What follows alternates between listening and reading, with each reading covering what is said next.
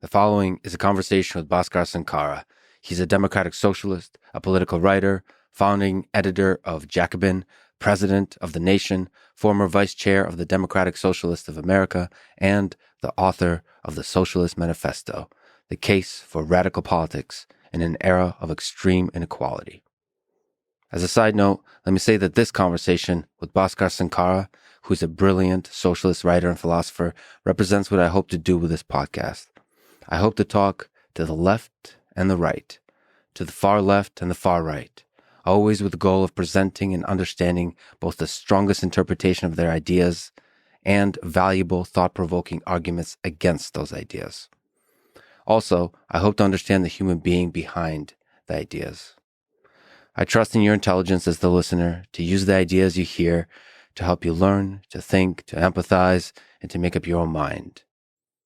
I will often fall short in pushing back too hard or not pushing back enough, of not bringing up topics I should have, of talking too much, of interrupting too much, or maybe sometimes in the rare cases not enough, of being too silly on a serious topic or being too serious on a silly topic.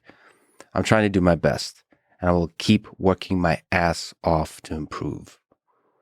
In this way, I hope to talk to prominent figures in the political space, even controversial ones, on both the left and the right. For example, I hope to talk to Donald Trump and Alexandria Ocasio-Cortez, to Ron DeSantis and Barack Obama, and of course many others across the political spectrum. I sometimes hear accusations about me being controlled in some way by a government or an intelligence agency like CIA, FSB, Mossad, or perhaps that I'm controlled in some way by the very human desire for money, fame, power, access.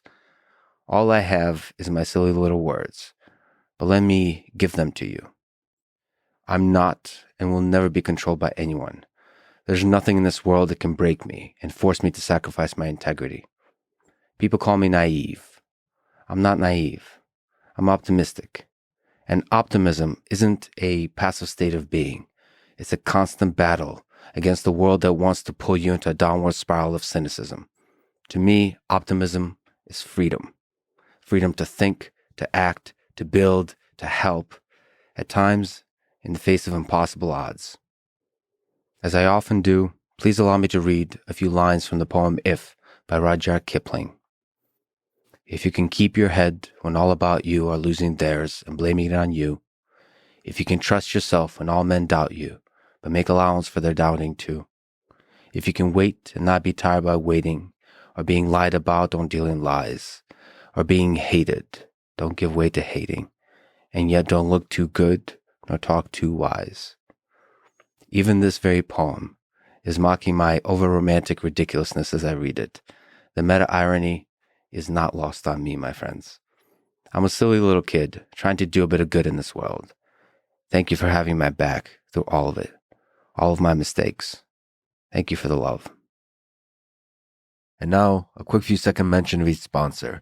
Check them out in the description. It's the best way to support this podcast. We got House of Macadamias for snacks, Linode for Linux systems, Onnit for supplements, Inside Tracker for biomonitoring, and ExpressVPN for security and privacy. Choose wisely, my friends. And now, onto the full ad reads. Never any ads in the middle. I hate those. I try to make this interesting, but if you skip them, please still check out our sponsors. I enjoy their stuff. Maybe you will too. This show is brought to you by a relatively new and absolutely, it's not even relative, it's absolutely objectively delicious sponsor, House of Macadamias. It's a company that ships delicious, high quality, and healthy macadamia nuts directly to your door, and all kinds of snacks based on macadamia nuts. The first shipment they sent me was just a source of a lot of happiness for me. I was going through some tough times in my life. But recently, there's been a lot of ups and downs. It's been a wild ride. And there's something about sitting in that couch I have, which I got so I can feel like an adult, and contemplating the ups and downs of life, and just letting my mind become still, empty it of thought, and then just slowly, with a stupid smile on my face, consume macadamia snacks. There's a lot of sexual innuendos I can do here, by the way. If you doubt my ability to do sexual innuendos, how dare you? But I'm gonna keep it respectful and say that it's 30% less carbs than almonds. Oh man, I don't even know. I think I've been always criticized in my life. One of the harshest criticisms throughout my life is I don't know how to pronounce almonds. Is it almond? No, almonds. Almonds. Almonds. It's almonds, right? Yeah, it's almonds. Anyway, what matters is the snacks are delicious. And actually, as a sponsor, they're awesome. They're with us for the long haul, and they've just been so kind and respectful, big fans, and I'm just a big fan of theirs. So anything you could do to support them, I would love it. It just means a lot to me when there's great companies doing great stuff and just being great people. I mean, forget all the products and all of that. Just I love it. So support them. They're really good people. Anyway, speaking of really good people and a really good company that you should definitely support is Linode. And this episode is brought to you by it. It's Linux virtual machines. I use it a lot. It's an awesome computer infrastructure that lets you develop, deploy, and scale what applications you build faster and easier. There's nothing better than Linux. And here, you don't have to have Linux in your machine. You can have it in the cloud. And you can have it not just a little baby machine. You can scale. You can launch a giant machine. You can launch many machines. By the way, they do have really good customer service 24/7, 365. But that's not what matters. What matters is Linux is awesome. Did I say that? Linus Torvald is definitely somebody I need to talk to. Somebody posted on Reddit, why have you not talked to Linus Torvald yet? And it's a good question. I'm not sure I know exactly how to reach him, which sounds kind of funny. And I think he's a difficult person to get to do a long form interview. I think his source of happiness is in doing the work, in serving the Linux community, just doing the low level kernel development and managing the community and all that. I don't know how much he enjoys conversation or educating or inspiring others about the work going on in Linux. I think it's really important because I think the world, so many important things in the world run on Linux. And I don't know why we don't always celebrate that. And it's one of the things I really love doing with this podcast is just celebrating amazing people, using technology or using whatever skill they have to try to build a better world. And I think that's what Linus is doing. That's what people working on Linux all through the stacks, whether it's the different distributions, the different packages and all that kind of stuff. Just the open source movement in general. It's just beautiful to see. All the stuff you see on GitHub. It warms my heart to see all these brilliant engineers just building stuff, small stuff and big stuff. And many of it helps make the world a better place. It really, I believe, and honestly does. Anyway, visit linode.com/Lex for a free credit. This episode is brought to you by Onnit, a nutrition supplement and fitness company. They make Alpha Brain, a nootropic that helps support memory, mental speed, and focus. I sometimes take Alpha Brain if I know I have a very difficult design or programming task at hand. It's going to take several hours of just focused work, and I'm not quite feeling it. So if I know there's a deep work session that's going to involve some mental blocks, mental struggle, where it's going to be dead ends and so on, I'll take an Alpha Brain to help me out. I've recently been trying to adjust ways in which I slice my day. I really do find that I'm exceptionally productive and mentally sharp and focused in the morning for several hours. So 2, 3, 4, 5, 6, 7 hours in the morning. As long as it's uninterrupted, as long as I don't talk or see other human beings, or see is okay. See and smile, like the warmth of humanity is great. But there's something about talking that really drains me, especially in the morning. And then in the evening, the same. I just am exceptionally productive and can really focus for long periods of time. But it's that afternoon time that I think is best for more like exercise and naps and more relaxing or like tasks that don't require much brain power. Anyway, it's kind of funny how each of us probably have our own little optimization problem that we're trying to solve about what makes us feel good, what makes us what enables us to interact with other human beings in our lives that we love and make them feel good. and just be a productive member of society. Reach for the stars, be the best version of yourself, but also just enjoy it. I mean, it's a weird optimization problem that involves nutrition, that involves exercise. And I think in part, at least at some point in your life, it involves a kind of strict analysis of your schedule, of how you spend the minutes in your day. And then I think part of that process is to then let it go. Similar with diet, you can have a strict diet once you understand the nature of calories and nutrition and vitamins and so on, that you can let go of that and have an instinctual understanding of food, and then you can start to really enjoy food. Anyway, you can get a special discount on Alpha Brain at lexfriedman.com/onit. This show is also brought to you by Inside Tracker, a service I use to track biological data that comes from my body and gives me suggestions about what I should do in my life. Now, those suggestions are basic lifestyle decisions and diet decisions, but I can't wait until we have something like brain-computer interface that enables you to make like career decisions, dating decisions, all kinds of decisions. Of course, not force them, just give you like a clippy that pops up and says, have you considered these red flags about this person that you're talking to? Or, hey, that interesting person deserves another look. I don't know. I'm joking, of course, because I think that level of recommendation is difficult to achieve. But the point is, there's so much data coming from your human body that I think medicine and just in general recommendation should be based at least in part on that data versus looking at generic population data about what's good for you in terms of diet and exercise and sleep and all that kind of stuff.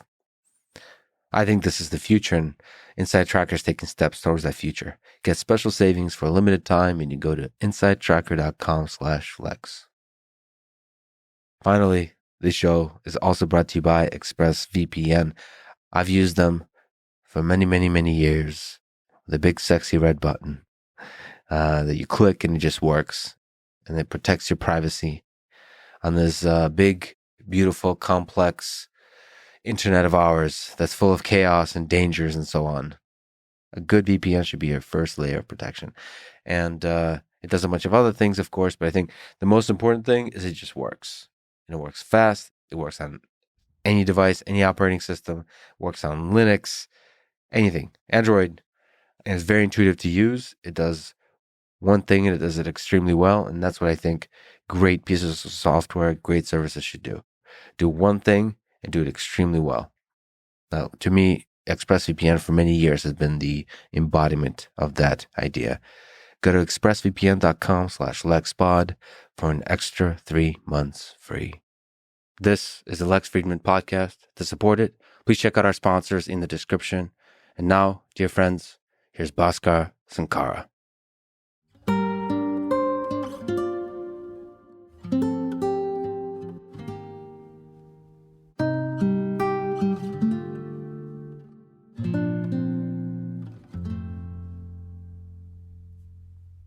Let's start with a big, broad question. What is socialism? How do you like to define it? How do you like to think about it? Well, there's so many socialists out there, and we can't seem to agree about anything. So my definition, I'm sure, is, really just my definition. But I think at the minimum, socialism is about making sure that the core necessities of life, food, housing, education, and so on, are guaranteed to everyone just by virtue of being born, so that those people can reach their potential. And I think that's a minimum requirement of socialism. Beyond that, I think socialism, especially democratic socialism, the type of socialism that I believe in, is about taking democracy from just the political democratic realm and extending it into economic and social spheres as well. So if we think that democracy is a good thing, why do we allow our workplaces to be run in autocratic ways? So economic, political, social, in all those realms, the ideas, the philosophical ideas apply. Like what are, if you can put words to it, what are some philosophical ideas about human beings that are at the core of this? I think at the core, it's the idea that we have intrinsic value. We are individuals that have unequal talents, of course. We're individuals that want different things, But this unique individualness can only truly come to light in a society in which there are certain collective or social guarantees. So we could think, just like Stephen Jay Gould, the scientist and socialist, used to say, about how many thousands of potential Einsteins or Leonardo da Vinci's that died, in sweatshops and on plantations and never got the chance to cultivate what was unique and human about themselves, and also never got a chance to have families and impart what was special and important to them to future generations and to posterity. My own grandmother was born in Trinidad and Tobago.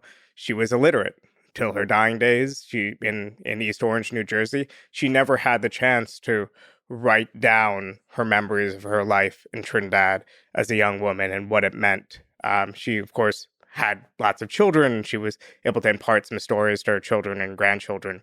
But I often think about what someone with her wit and intelligence could have done with a little bit more support. But if all human beings have intrinsic value, you don't have to be an Einstein for the application of some of the ideas that you're talking about. Is there a tension or a trade-off between our human civilization, our society, helping the unlucky versus rewarding the skillful and the hardworking? I think you could do both. There's always a balance between the two.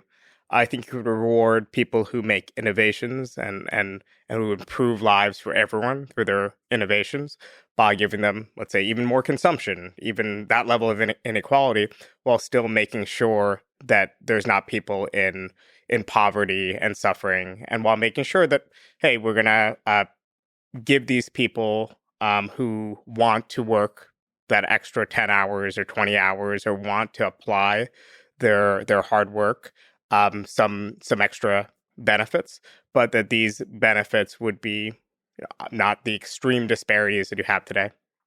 So at the core of socialism and maybe democratic socialism is maybe a reallocation of wealth, reallocation of resources. I think it's wealth and resources, yes, but it's also power. And I guess one way to think about this is some thinkers on the right, like Hayek, they would say, in their most generous moments, talking about socialists and socialism, they would say, socialists want to trade some of your freedom for equality. And that's them trying to just accurately describe what socialism is trying to do. The way that I would put it is a little bit different. Socialists are proposing a trade-off, but it's really a trade-off between freedom and freedom. And by that, I mean, let's say you set up a successful business and you set up a business right here in Austin, Texas, some sort of firm. It's producing some widget or whatever, and it's producing a good that people really want and demand, but you have some competition. You decide to hire 20, 30 people to help you. You entered into a free contract with these people who, under capitalism, of course, we're not living in feudalism, have the option to join any other firm, but they like you and they like this firm and they like your offer, and you're paying them, let's say, $20 an hour for 40 hours of work per week. Now, if the government comes along and says, okay, there's now a new minimum wage. The minimum wage is $22 an hour. And also there's a maximum work week, 35-hour work week. And if you work someone over 35 hours, even if they agree, you have to pay them time and a half. Now, that, of course, is now an abridgment of your freedom as an entrepreneur, your freedom to set certain terms of employment, to engage in a contract with free people. But now your workers and other workers in the sector, because if you did it unilaterally, you just get undercut by your competition. Now, these people now have a few extra hours a week they could do whatever they want with. They could watch more NFL with it. They could, spend more time with their friends or family or whatever else. And they're still getting paid the same, if not better, because the wages also went up. So it's really a question often of trade-offs between whose freedom and autonomy are you going to prioritize? The freedom and autonomy of the entrepreneur, or the capitalist in this case, or the freedom and autonomy of ordinary workers. Now, you could create a society that swings so far in the direction of prioritizing the freedom of one group or one class or whatever else compared to another, that you end up in some sort of tyranny. Now, if the state said, you, Lex, you're a capitalist, so you don't get the right to vote, or we're going to take away your private home or your ability to do things that we think are intrinsic human rights. Now, this would be tyranny. This would be an abridgment of your rights. But shaping your ability in the economic sphere to be an economic actor is, I think, within the realm and scope of democratic politics. Yeah, so those are the extremes you're referring to. And one perspective I like to take on socialism versus capitalism is under each system, the extremes of each systems and the moderate versions of each system, how can people take advantage of it? So it seems like no matter what, part of human nature is whatever the rules, whatever the framework, whatever the system, somebody's going to take advantage of it. And that's a kind of pragmatic look at it. In practice, what actually happens. Also, the incentives and the human behavior, what actually happens in practice under these systems. So if you have a higher and higher minimum wage and people watch more and more NFL, how does that change their actual behavior as a productive member of society? And actually at the individual level, as somebody who could be an Einstein and chooses not to because NFL is so awesome to watch. So like, is both, how do people, malicious people that want to take advantage, maybe not malicious, but people that, like me, are lazy and want to take advantage, and people that also, I think, like me, like I tend to believe about myself that I have potential, and if I let my laziness naturally take over, which it often does, I won't materialize the potential. So if you make life too easy for me, I feel like I will never get anything done. Me personally, of course, there's a giant set of circumstances of the unlucky and the overburdened and so on. Okay, so how can people take advantage of each system, socialism, capitalism? So for one thing, people are going to take advantage of systems. They're going to find loopholes. They're going to find ways around. They're going to find ways to at times dominate and coerce others, even in systems meant to get rid of domination and coercion. That's why we need to design our systems in such a way that it eliminates as many of these things as possible. And also that's why we need democracy. We need freedom. So in a Soviet system, for instance, you had the rise of this authoritarian bureaucracy that dominated and coerced others in the name of socialism. Now, that system desperately could have used some political democracy and some checks on what people were doing and some ability to reverse their power, right? And as soon as, of course, little elements of democracy was brought into that system, the system, collapsed because there started to be outlets for dissent and for dissatisfaction. So I think we can't design a priori a perfect system. We need to be committed to certain principles that allow systems to be perfected. And for me, that's the importance of democracy. So even a few years ago, not to go on a tangent, but people were lauding Chinese authoritarianism. And they're saying China is building this efficient system. The state runs so well. There's technocratic excellence. Plus, there's just productivity. And they're just working harder than Americans and whatever else. But look at in practice what really happened with COVID. Both the initial suppressing of information about what was happening in Wuhan and the outbreak, where many ordinary Chinese workers and doctors and others were trying to get the word out, and they were suppressed by Communist Party officials locally in Wuhan, probably with the collusion nationally, and now with zero COVID policies and whatever else. So I think that often we find that even though it seems like these are weak systems and democracy makes us less competent technocratically and otherwise, I think it's kind of a necessity for systems to grow and evolve, to have that freedom in civil society. But as for individuals, now, the first part of it is, I think people should be free to make their own choices. You might have tremendous potential, but you might choose to spend it in leisure. And leisure doesn't only mean doing, sitting around at home, drinking a bunch of beers, kind of wasting your life away that way. Leisure might mean spending more time with your friends and family, building these sort of relationships that are going to maybe not change the world in some meta sense, but will change the lives of the people around you and will change your community for the better. I'm taking notes here because for me, leisure just meant playing a lot of Skyrim. This whole family relationship thing, I'm gonna have to work on that. I didn't realize that's also including leisure because I'm gonna have to reconsider my whole life here.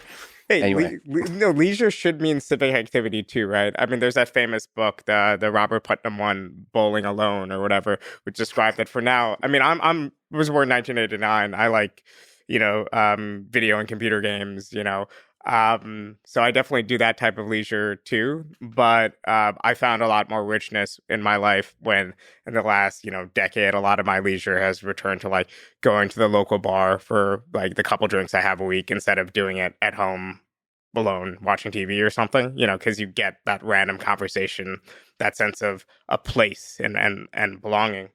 But I guess what's the undercurrent maybe of your question was, now, if you have a system with lots of carrots, but not the whip of, hey, you might be destitute, you might be unemployed, you might not be able to support yourself unless you're working a certain amount, would we still be as productive?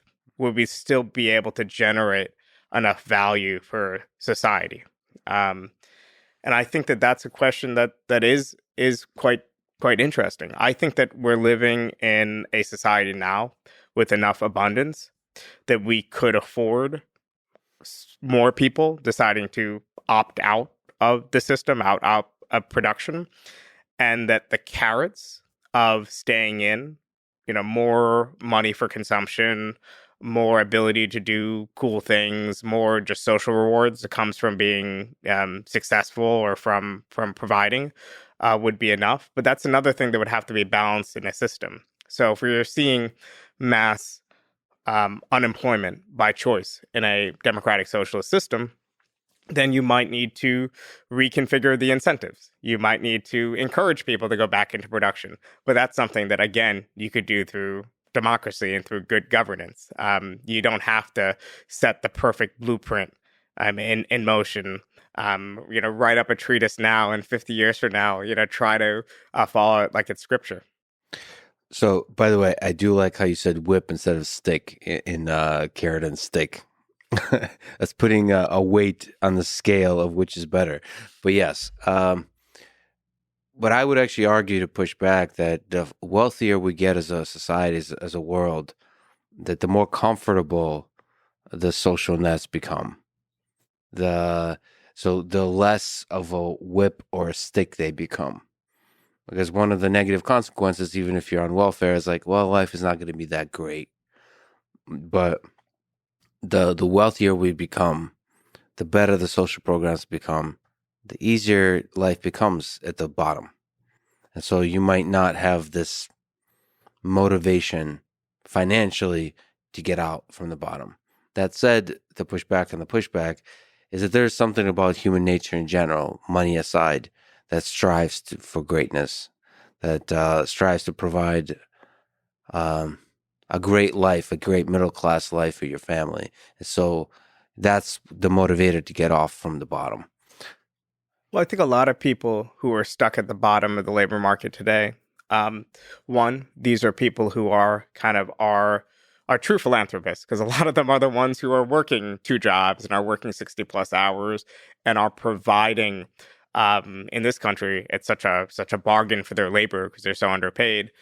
So many of the things that the rest of us use to enjoy life and consumption or whatever else. Like I got here from downtown Austin, and I think my Lyft, I did tip, but I think my Lyft was like $8 base or whatever else. It's the I think that we are all indebted to people who are working, and we don't see it at various stages of the production process, from the workers in China and Taiwan producing technological things that we're recording this on, to growers and workers in agriculture in the U.S. So I think that working class people are already working, but as far as getting out from under poverty and desperation, we're in a society that doesn't give people a lot of tools. So if you don't have access to good public schools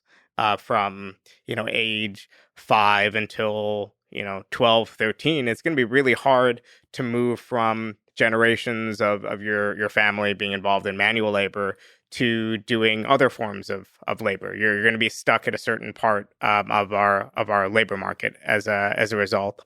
If you don't have access to decent healthcare, throughout your life, you might be already preordained to an early grave by the time that something kicks in. You really want to change something in your life in your mid-20s. Obviously, it's a combination of agency and all these other factors. There's still something I think innately human, innately striving that a lot of people have, but we don't really give people in our current society the tools to really be full participants in our society. We just take for granted, for example, I'm from the Northeast, so I give like excessively Northeast examples. But we take for granted that someone from, Hartford, Connecticut is going to have your average working class person in Hartford is going to have a very different life outcome than someone born on the same day, the same hour in Greenwich, Connecticut. We take for granted that accidents of birth are going to dictate outcomes.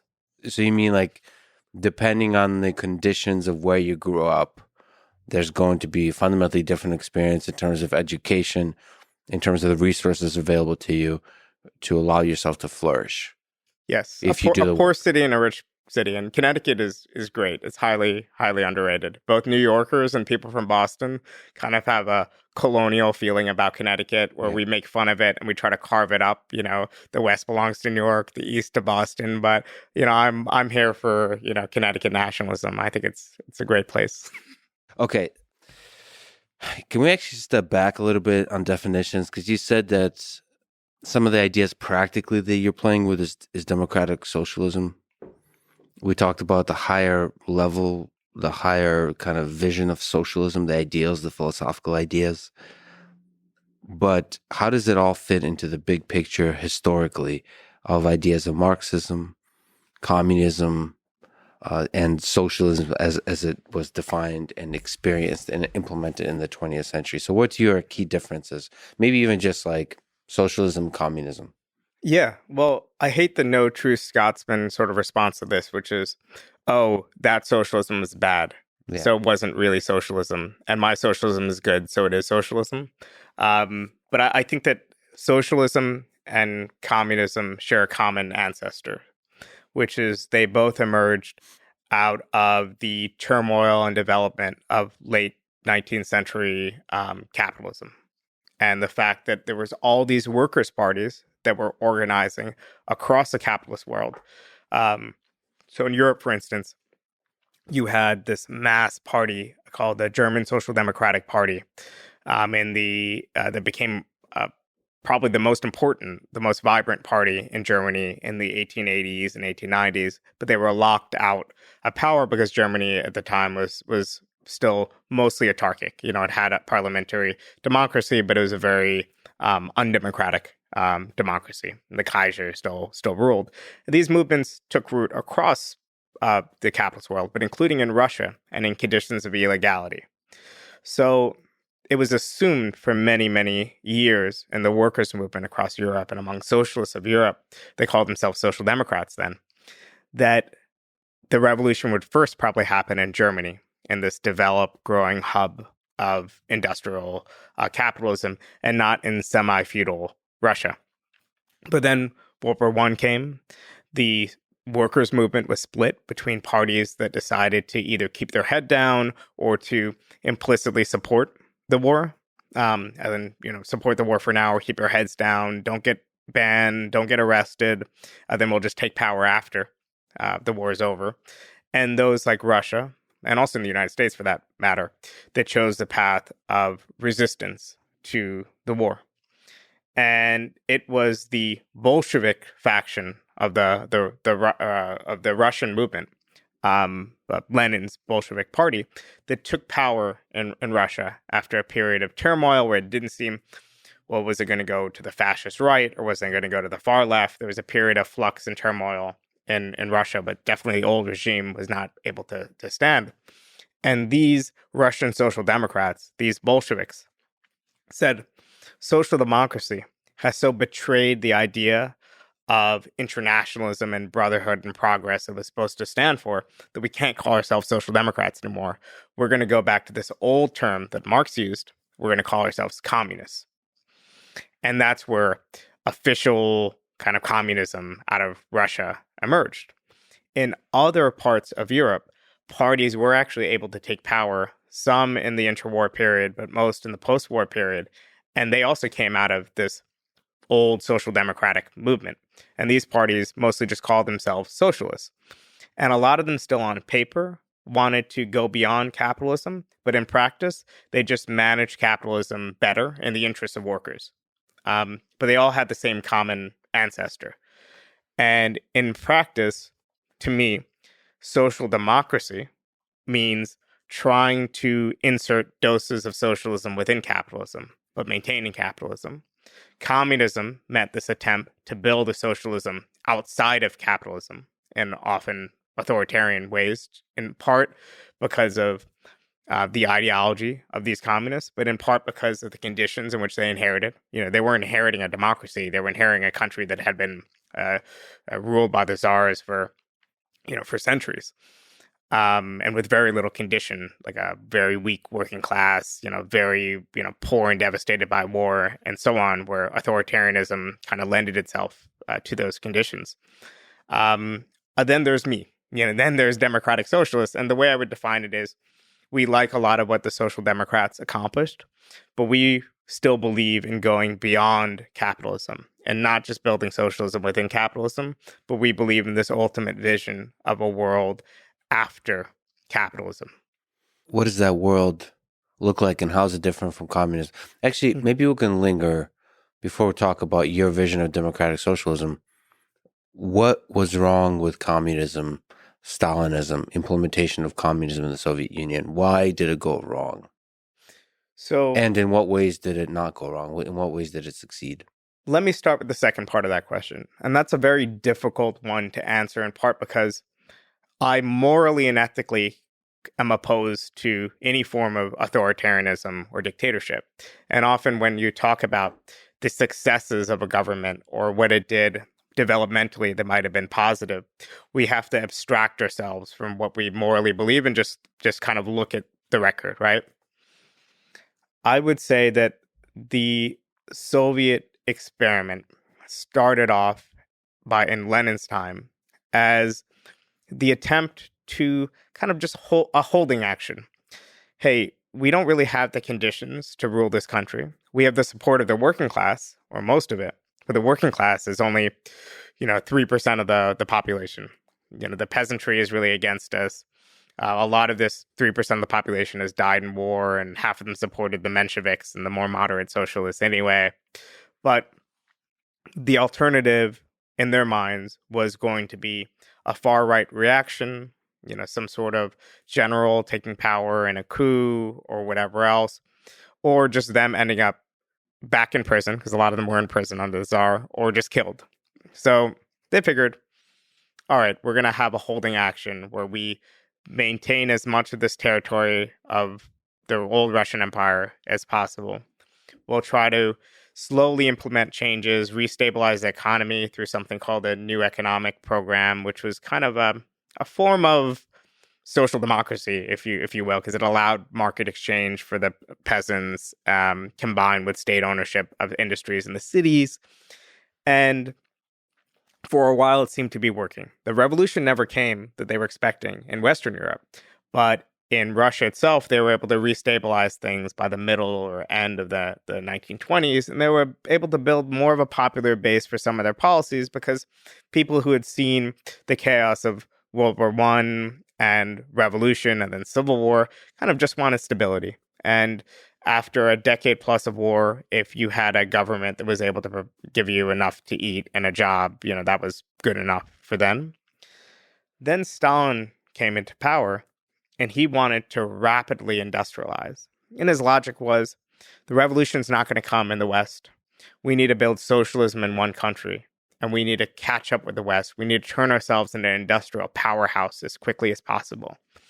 And that's where you got forced collectivization to try to increase the productivity of Russian agriculture through state ownership of previously fragmented agricultural holdings, and through the implementation of mechanization, so bringing in more machines to make agriculture more productive, all under state ownership, plus more ambitious attempts to build heavy industry through 5-year plans. Now, I say this kind of coolly, but we know in practice what that meant. Forced collectivization was a disaster. I mean, first of all, I think it was built on the faulty premise that scale always equals more productivity, when in fact, especially in agriculture, but in any field, it's a little bit more complicated than that. And it led to millions of deaths. It led to a famine. It led to a host of other problems. Industrialization, in the way that it happened under Stalin, also kind of unbalanced the Soviet economy to lean too heavy towards heavy industry, not enough for medium or light industry. But this did mean, especially the 5-year plan and industrialization, did manage to put Russia on a different developmental trajectory.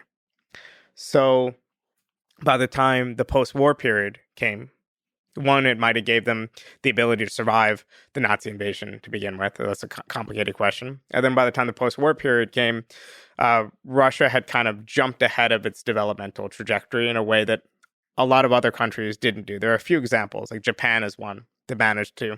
If you kind of ran a scenario of where Japan would be in the 1870s, 1880s, and ran it 100 times, the Japan of the post-war period is kind of one of the best outcomes, right? And I think that you could say that about Russian economic development, its ability to catch up at a certain level to the West. And then after that, of course, later on, as economies got more complex, as they kind of moved beyond regular heavy industry and as the main staple of the economy, the Russian economy and its command system was unable to adapt and cope, and ended up falling back behind the West again by the 1970s. So all this is a very long story to say that a lot went wrong in Russia. The economic picture is actually a little bit more complicated. Politically, I think it's just a small party without much popular support, but with real popular support in a couple cities, but without a lot of popular support empire-wide, took power, and they felt like they couldn't give back power. And they kept holding on to power, and eventually among their ranks in these conditions, one of history's great tyrants took power and was able to justify what he was doing in the context of the Russian nation and development, but also all the threats that came from abroad through, the Civil War wasn't just a civil war. It was really an invasion by many imperial powers all around the world as well. So I think a lot of it was conditions and circumstance. And I guess the question really is, to what role ideology played? Was there something within the socialist tradition that might have lent itself to authoritarianism? And that's something we should, talk about. And that's a really complicated human question. It does seem that the rhetoric, the populism of workers unite, we've been fucked over for way too long. Let's stand together. Somehow that message allows flawed or evil people to take power. It seems like the rhetoric, the idea is so good, maybe the utopian nature of the idea is so good that it allows a great speaker to take power. It's almost like if the mission, like, come with me, friends, beyond the horizon, a great land is waiting for us.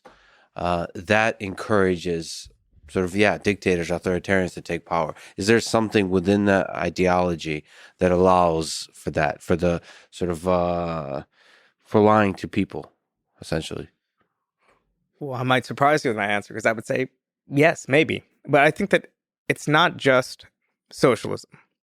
Any sort of ideology that appeals to the collective and appeals to our long-term destiny, either as a species or as a nation or as a class or whatever else, can lend itself to authoritarianism. So you can see this in many of the nationalisms of the 20th century. Now, some of these nationalisms used incredibly lofty collective rhetoric, like in Sweden, the rhetoric of we're going to create the people's home. We're going to make this a country with dignity for all Swedes. We're going to make this a country that's more developed, more free, and so on. And they managed to build a pretty excellent society, in my estimation, from that. In countries like fascist Germany and Italy, they managed to do horrendous things. In Japan, and horrendous things with that. In the U.S., with national popular appeals, FDR was able to unite a nation, to elevate ordinary working class people into a position where they felt like they had a real stake in the country.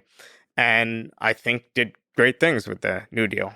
In Russia, of course, this language was used to trample upon individual rights and to justify hardship and abuses of ordinary individual people in the name of a collective destiny. A destiny, of course, that was just decided by the party in power and during the 30s and 40s by just Stalin himself, really.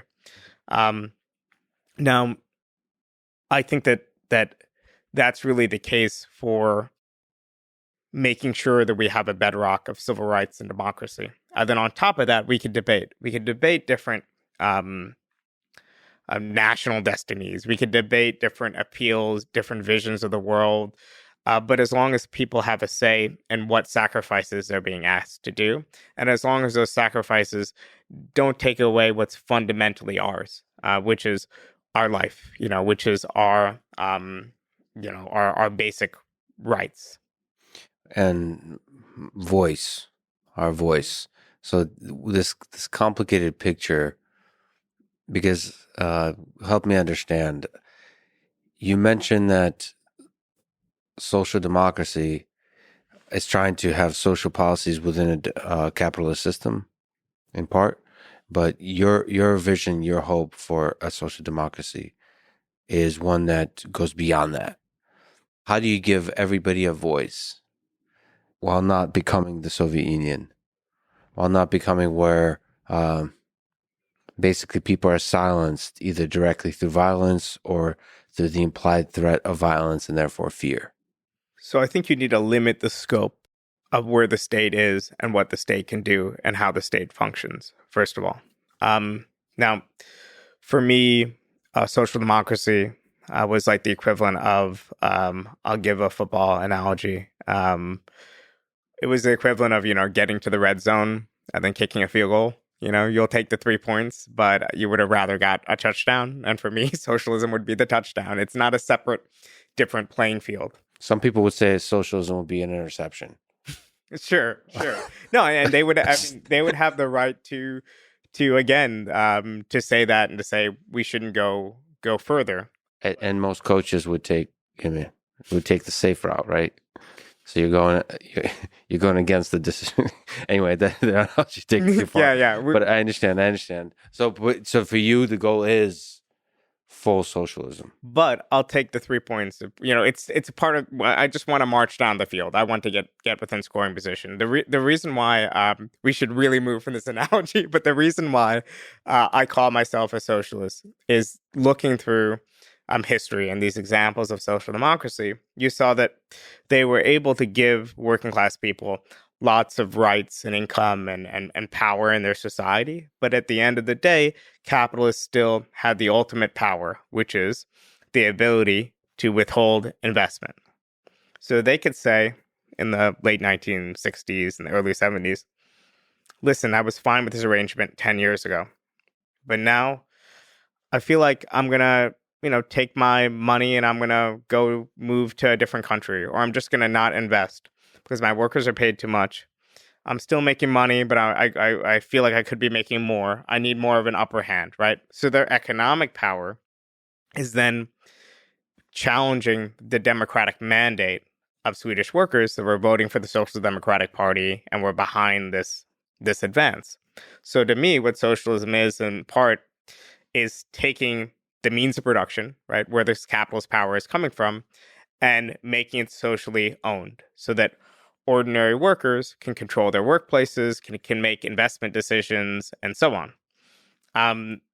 Now, does that mean total state ownership of everything or a planned economy? I don't think that makes any sense. I think that we should live in a society in which markets are harnessed and regulated and so on. My main problem is capitalist ownership, in part on normative grounds, just because I think that it doesn't make sense that we celebrate democracy in all these other spheres, but we have workplaces that are just treated like tyrannies.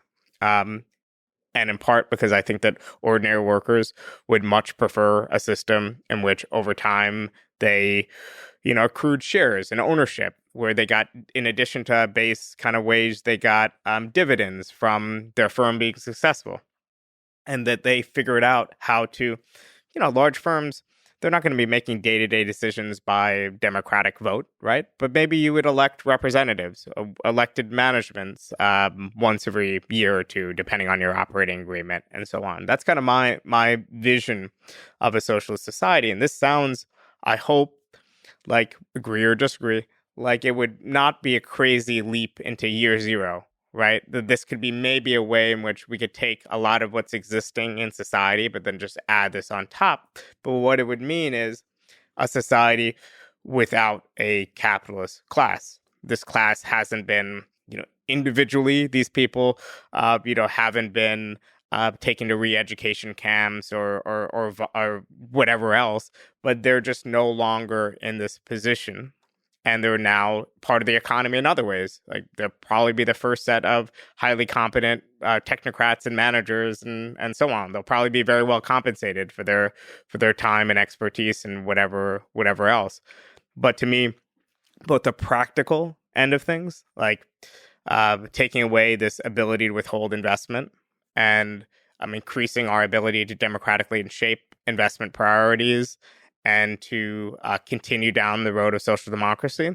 And on normative grounds, my kind of egalitarian belief that ordinary people should have more stake in their lives in the workplace leads me beyond social democracy to socialism. So there's a tricky thing here. So in Ukraine especially, but in the Soviet Union, there's the kulaks. The possible trajectory of fighting for the beautiful message of respecting workers' rights has this dynamic of making an enemy of the capitalist class, too easily making an enemy of the capitalist class, with a central leader, populist leader, that says the rich and the powerful, they're taking advantage of you. We need to remove them. We need to put them in camps, perhaps. Not said explicitly until it happens. It can happen overnight. But just putting a giant pressure on that capitalist class. And again, the Stalin type figure takes hold. So I'm trying to understand how the mechanism can prevent that. And perhaps I'll sort of reveal my bias here, as I've been reading I was going to say too much, maybe not enough, but a lot about books like Stalin's War in Ukraine, and just I've been reading a lot about the 30s and the 40s for personal reasons related to my travels in Ukraine and all that kind of stuff. So I have a little bit of a focus on the historical implementations of communism currently, without kind of an updated view of all the possible future implementations. So I just want to lay that out there. But I worry about the slippery slope into the authoritarian figure that takes this sexy message, destroys everyone who's powerful in the name of the working class, and then fucks the working class afterwards. So, first of all, I think it's worth remembering that the socialist movement had different outcomes across Western Europe and Eastern Europe. And in some of these countries in Western Europe, there wasn't actually democracy before the workers' movement and before the socialist movement. So the battle in Sweden, for instance, was about establishing political democracy, establishing true representation for workers. And that's how the parties became popular. Same thing in Germany, too. Then it was the Social Democrats who were able to build political democracy. Then on top of that, add layers of economic democracy, social democracy. The Swedish Social Democrats ruled basically uninterrupted from the early 1930s until 1976. It's kind of crazy to think about, but they were just in government. They were the leading member of government. They had a few different coalition partners would shift.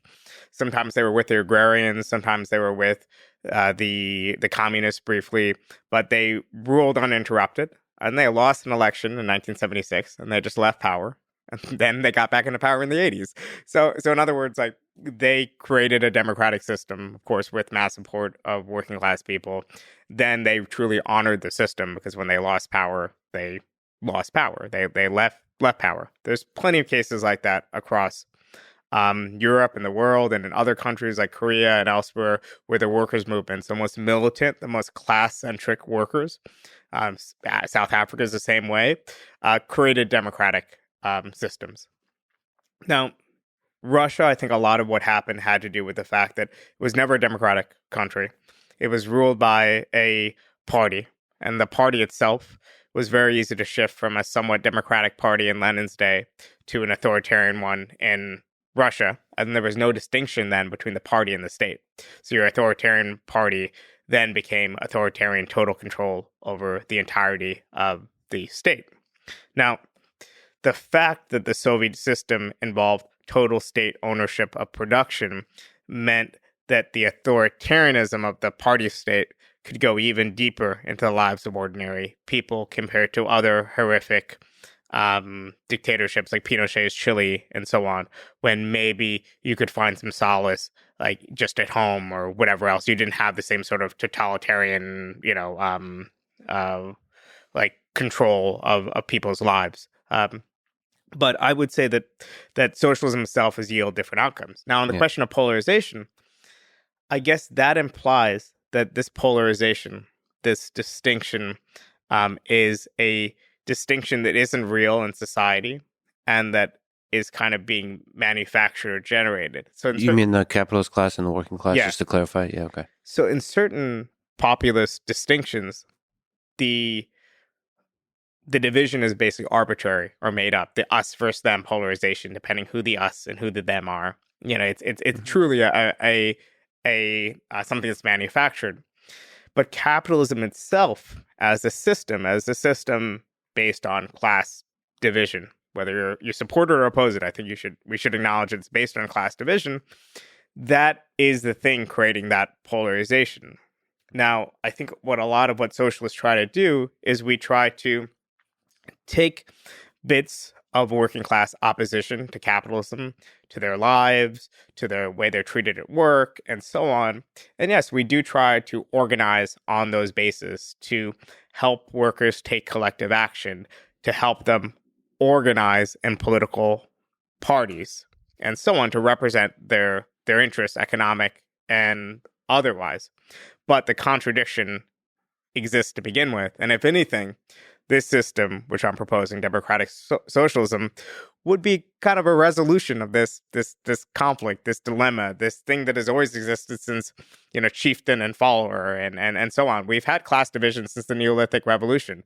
I think this is a democratic road out of that tension and that division of humanity into people who own and people who have nothing to give but their ability to work. So that idea is grounded in going all the way back to Marx, that all of human history can be told through the lens of class struggle. Is there some sense, can you steel man the case that this class difference is over-exaggerated? That there's a difference, but it's not the difference of the abuser and the abused. It's more of a difference of people that were successful and people that were less successful. So I'll play devil's advocate, which is that maybe one could argue that in its purest, earliest stage, capitalism was based on a stark difference. But then since then, two things have happened. One, a bunch of socialists and workers have organized to guarantee certain rights for working class people, certain protections. So then our system now, there are certain safety nets, less in the US than in other countries, but in a lot of countries are pretty extensive safety nets. Even like 40-hour work week, minimum wage, safety regulations, all that kind of stuff. Yeah, and all those things are in my mind, doses of socialism within capitalism, because what you're doing is you are taking the autonomy of capitalists to do whatever they want with the people contracted to them. And the only thing stopping them is, them potentially being able to go to another employer. But even then, it's kind of potentially a race to the bottom. If, you can't get more than $2 an hour from any employer in your market, you're going to have to, live with it. So one factor is we have built in those protections. So we've taken enough socialism into capitalism that you could say that at a certain point, maybe it makes a qualitative difference and not just a quantitative difference in people's lives. The other thing is, over time, we've gotten wealthier and more productive as a society. So maybe at some point, the quantitative difference of just more and more wealth means that even if in the abstract, the division between a worker and a capitalist is real, if that worker is earning, $250,000 a year and has a good life and only has to clock in 35 hours a week, 30 hours a week, and has, 4 weeks of vacation, then isn't it just like an abstract or philosophical difference? So I think you could level those two arguments. What I would say is that, one, a lot of these rights that we have fought for are constantly being eroded and they're under attack, in part because the economic power that capitalists have bleeds into our political democracy as well. There's constant lobbying for all sorts of labor market deregulations and so on. I fundamentally believe that if tomorrow all those regulations went away, capitalists would fight to pay people as little as possible, and we'd be back in 19th century capitalism. And not because they're bad people, because if I'm running a firm and all of a sudden my competition is able to find a labor pool and is paying people less than me, I'm going to be undercut because they'll be able to take some of that extra savings and invest into new technology or whatever else, and they'll gobble up my market share before long. And then also beyond that, I do think there's a normative question here, which is, now, do we believe that ordinary people have a capacity to be able to make certain decisions about their work? Do we believe they know more about their work than their bosses? Now, I don't think that's not true at every level, but I think there's no doubt that in workplaces, workers know how to productively do their task in ways that their manager might not know. I think we've all been in workplaces where we've had managers who kind of don't know what you do or whatever else. And I think that collectively, if incentivized, we could have them, one, instead of hoarding or that information, since they're getting a stake in production and so on, they'd be able to more freely share it and be able to reshape how their day-to-day work happens. And also with elected managers, you kind of take that up the chain. I think you could have perfectly efficient, market-based firms that could exist without capitalists. So there's a lot of things to say. Maybe within just very, very low level question of if the workers are running the show, there's a brutal truth to the fact that some people are better, and the workers know this. It's the Steve Jobs A players. You want to have all the A players in the room because one B player can poison the pool, because then everybody gets demotivated by the nature of that lack of excellence and competence. This is just to take sort of a crude devil's advocate perspective. Are the workers going to be able to remove the incompetent from the pool in the goal of towards the mission of succeeding as a collective? So I think that any successful model of socialism that involves a market, you need two things. One is at the micro level, you need the ability to fire people and for them to exit firms, which might be a slower process in cooperative-based firms than it is in a capitalist firm without a union. But it would be probably akin to the process that would happen in a capitalist firm, of which there are many with unions. So you need that. And then at the macro level, you need firm failure. You need to avoid a dilemma that happened in Soviet-style economies, which was soft budget, constraints and firms basically not being allowed to fail because the government was committed to full employment. The firms employed people. So even inefficient firms were, at the end of the day, they knew they were going to be propped up by the government, and they would be given all the resources they would need, no matter how inefficiently they were using those resources to maintain employment. So I think you need both. Do you worry about this idea of firing people? Man, I'm uncomfortable with the idea. I hate it, but I also know it's extremely necessary. So is there something about a collective, a socialist system that makes firing, you said it might be slower, might it become extremely slow, too much friction? Isn't there a tension between respecting the rights of a human being and saying, like, you need to step up, maybe sort of deposit the carrot, like you really like to really encourage fellow workers know when there's a person that's not pulling their side of the doing as great of a job as they could be, like that. But isn't the person that's not doing a great of a job going to start to manipulate the system that slows the firing in their self-interest? Well, I think there would be so maybe another way to put it is, think about, like, if you're a partner at a law firm, right? I don't really know how law firms work, so I probably shouldn't use this analogy, but correct me if I'm wrong. But let's say you're a partner, you kind of have equity in your law firm or something beyond your billable hours. And let's say you're going to be fired from your law firm, or they're laying off people or whatever else. They could just get rid of you, but they would also have to figure out how to kind of buy you out too, after a certain point. So I think that, like, in a cooperative firm, you'd probably have a system where you, after a certain point of working productively, you probably have a period where you can get fired really quickly, no matter what. But once your job security kicks in, you would be able to, it would be a process. It would probably be like, a day or two process to figure it out. Or maybe they would have a progressive discipline process, which is, first you have to get a verbal feedback, and then maybe a written performance review, then you could be fired. I mean, that's how it works in a lot of workplaces with either unions or with just basic job security.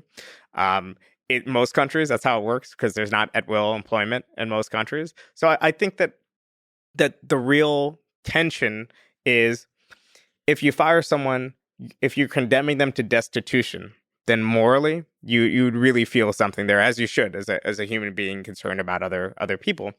But in a social system, or even basic social democratic system, there would be mechanisms to take care of that person. So one, if a firm is failing for any reason, they're getting outcompete or whatever else, those workers would then land in the hands, just for a little bit, of the state, right? And there could be active labor market policies to retrain people to go into expanding sectors. Or your sector is now obsolete, but here you have these skills. You're going to be trained, and here's some resources to kind of help you along your training. And then there's a bunch of firms hiring, so go on your way.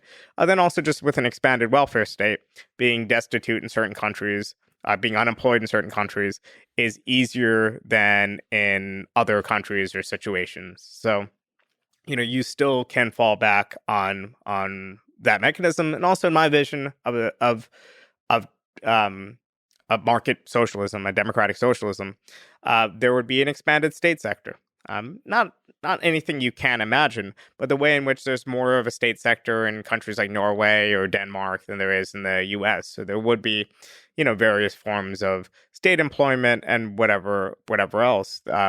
So, I mean, I think that the real question is, should being bad at your job, or getting fired for any reason, or getting laid off, should that be a cause to have you, totally lose your shirt? Or maybe should you just have to rebound? Maybe you have less money for consumption or whatever else, and you'll be on your way onto bigger and better things, in a few months. So a strong social net, in many ways, make it more efficient to fire people who are not good at their job, because then they won't be, that won't actually significantly damage their quality of life, and they have a chance to find a job at which they can flourish. Sure. Right. To step out into the macro, there's a tension here as well. So you said that there's an inequality between the classes. the capitalist class and the working class. And sort of, there's a lot of ways you can maybe correct me on the numbers, but you could say that the top 1% of Americans have more wealth than the bottom 50%. That's not talking about perhaps capitalist class and the working class, but it's a good sort of estimate, right? The flip side of that, if you just look at countries that have more economic freedom versus less economic freedom, more capitalism versus less capitalism, their GDP seems to be significantly higher. And so at the local level, you might say that there's an inequality. But if you look historically over decades, it seems like the more capitalism there is, the higher the GDP grows, and therefore the level of the quality of life and the basic income, the basic wealth, the average, even including the working class, goes up over time. Can you see like both sides of this? So I could definitely accept some of that premise. One, within capitalism, right? You want a bigger pie. Then if you divide up that pie, you'll even if the bottom 10% or the working class share, let's say is less as a percentage, it's still more in raw terms. So it's better for everyone. The part that I would dispute is more economic freedom versus less economic freedom. So there's obviously some countries in which capitalism doesn't work, and maybe economic freedom plays a role. Like if you're in a country like Egypt or India with previously highly bureaucratic system, so you need to get licenses to do anything, and you need to run things for the state, or you need to bribe someone to get an incorporation done or whatever else. Like that's in case in which I would accept the premise of, okay, economic freedom to take entrepreneurial risks, to start something new is limited. There's all sorts of factors in which it's too difficult to start a firm, and it benefits no one really, except for whatever bureaucracy might be taking their 15% cut. But in general, I think in advanced economies, it doesn't really work that way. So think about it this way. If pretend like we're back, I'm sorry to go to Scandinavia again, but this is, a good example. Let's say you're back in the 1970s in Scandinavia or whatever else. You're in a country with extremely powerful unions. So the unions have a lot of labor rights. The state has certain high taxation, certain guarantees on you too. But you're a capitalist there. Now, what would you do if your capitalist competitors in the U.S. were able to pay workers $10 an hour, and you have to pay them $20? You would probably, and assuming you can't just flee or shut down or whatever else, you'd probably find ways to use labor-saving technology, right? That power of the high wages might encourage you to invest more in technology and to utilize people's times better, so they're more productive at work, so they're not just like sitting around or whatever else. So this really happened in practice in the Scandinavian countries, in part because it was combined with a certain type of pattern wage bargaining. So I'll explain this really simply, but let's pretend that you're in a sector with three different companies. Let's say an automotive sector, and I'll just say one is GM, one is Ford, one is Chrysler. Now, all these workers in your sector are all unionized. They're all, Swedish UAW, whatever the equivalent is, members.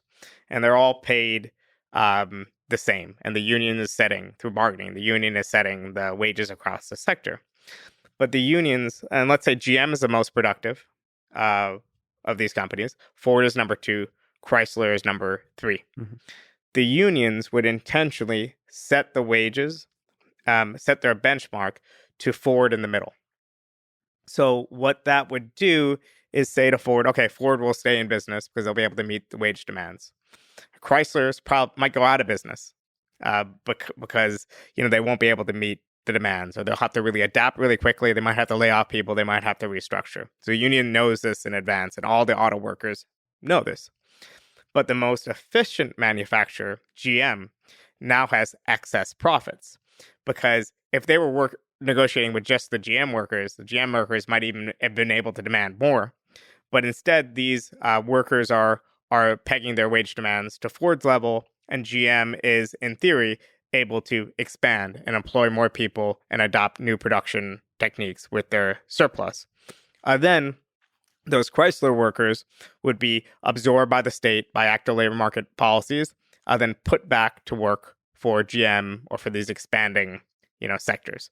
So in other words, you're now in a situation where the state has a pretty big role in your economy, taking a lot of your money in taxes. The unions are really shaping your life as a capitalist far more than would happen in a country like the United States. And yet still, despite your more limited economic freedom, you're still creating a more productive economy. So it could work. The system has to be designed right. And I think social democracies were designed the right way. I think any future democratic socialism after social democracy would have to be designed the right way. Could you just linger on that a little more, the pattern wage bargaining? So GM is the most efficient, and Ford is the second most. Can you explain to me again the wages, setting the wages to the Ford level, how that is good for GM?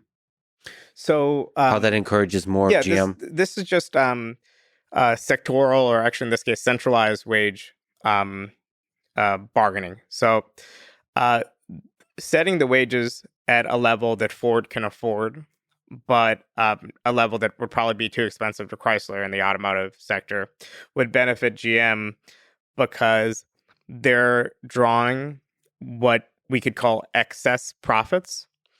Because if the GM itself could potentially have to deal with just the enterprise of GM workers bargaining for wages, and if they saw their profitability was high, they would know their leverage, and they would say, pay us even more or else we're going to go on strike.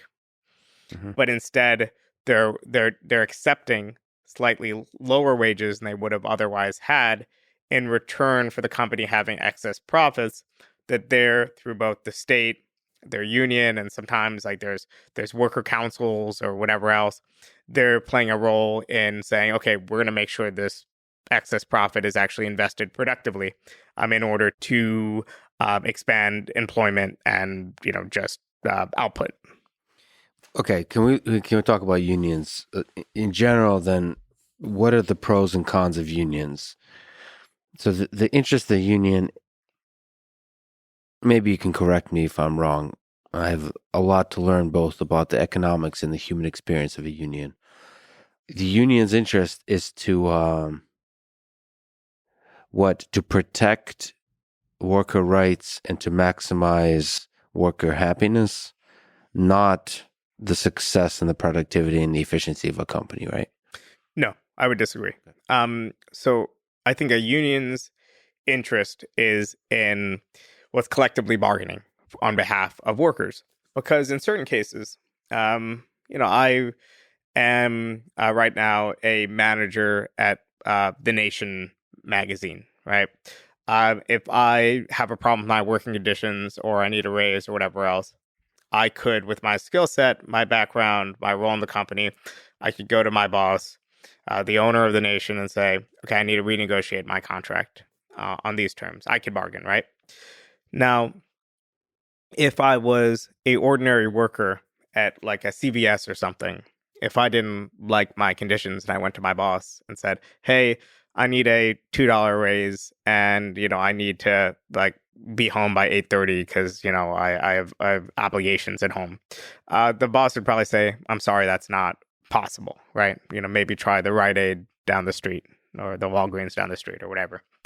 Now, if I went to the boss at a place like CVS, or even better, if all the pharmaceutical workers, at Rite Aid, CVS, Walgreens, went to our bosses and said, listen, we collectively need to $2 more and better hours, shorter shifts, or whatever else, then they would probably have no choice but to concede. You have to bargain collectively at any level if you're a ordinary worker. And there are some exceptions, but that's for certain highly skilled workers. But even in those cases, of course, all workers are skilled. I mean, just the technical definition. Even in those cases, a lot of those workers have to bargain collectively as well, in order to get more wealth. But they cannot make their demands so excessive that their firm gets out of business. So the workers only are workers as long as they're gainfully employed. So often unions will try to select their wage demands at such a level that it ensures that their firm will stay in business. Yeah, but the problem is the way firms go out of business isn't by an explosion, like the way popcorn starts getting cooked. Like at a certain moment, it just is over.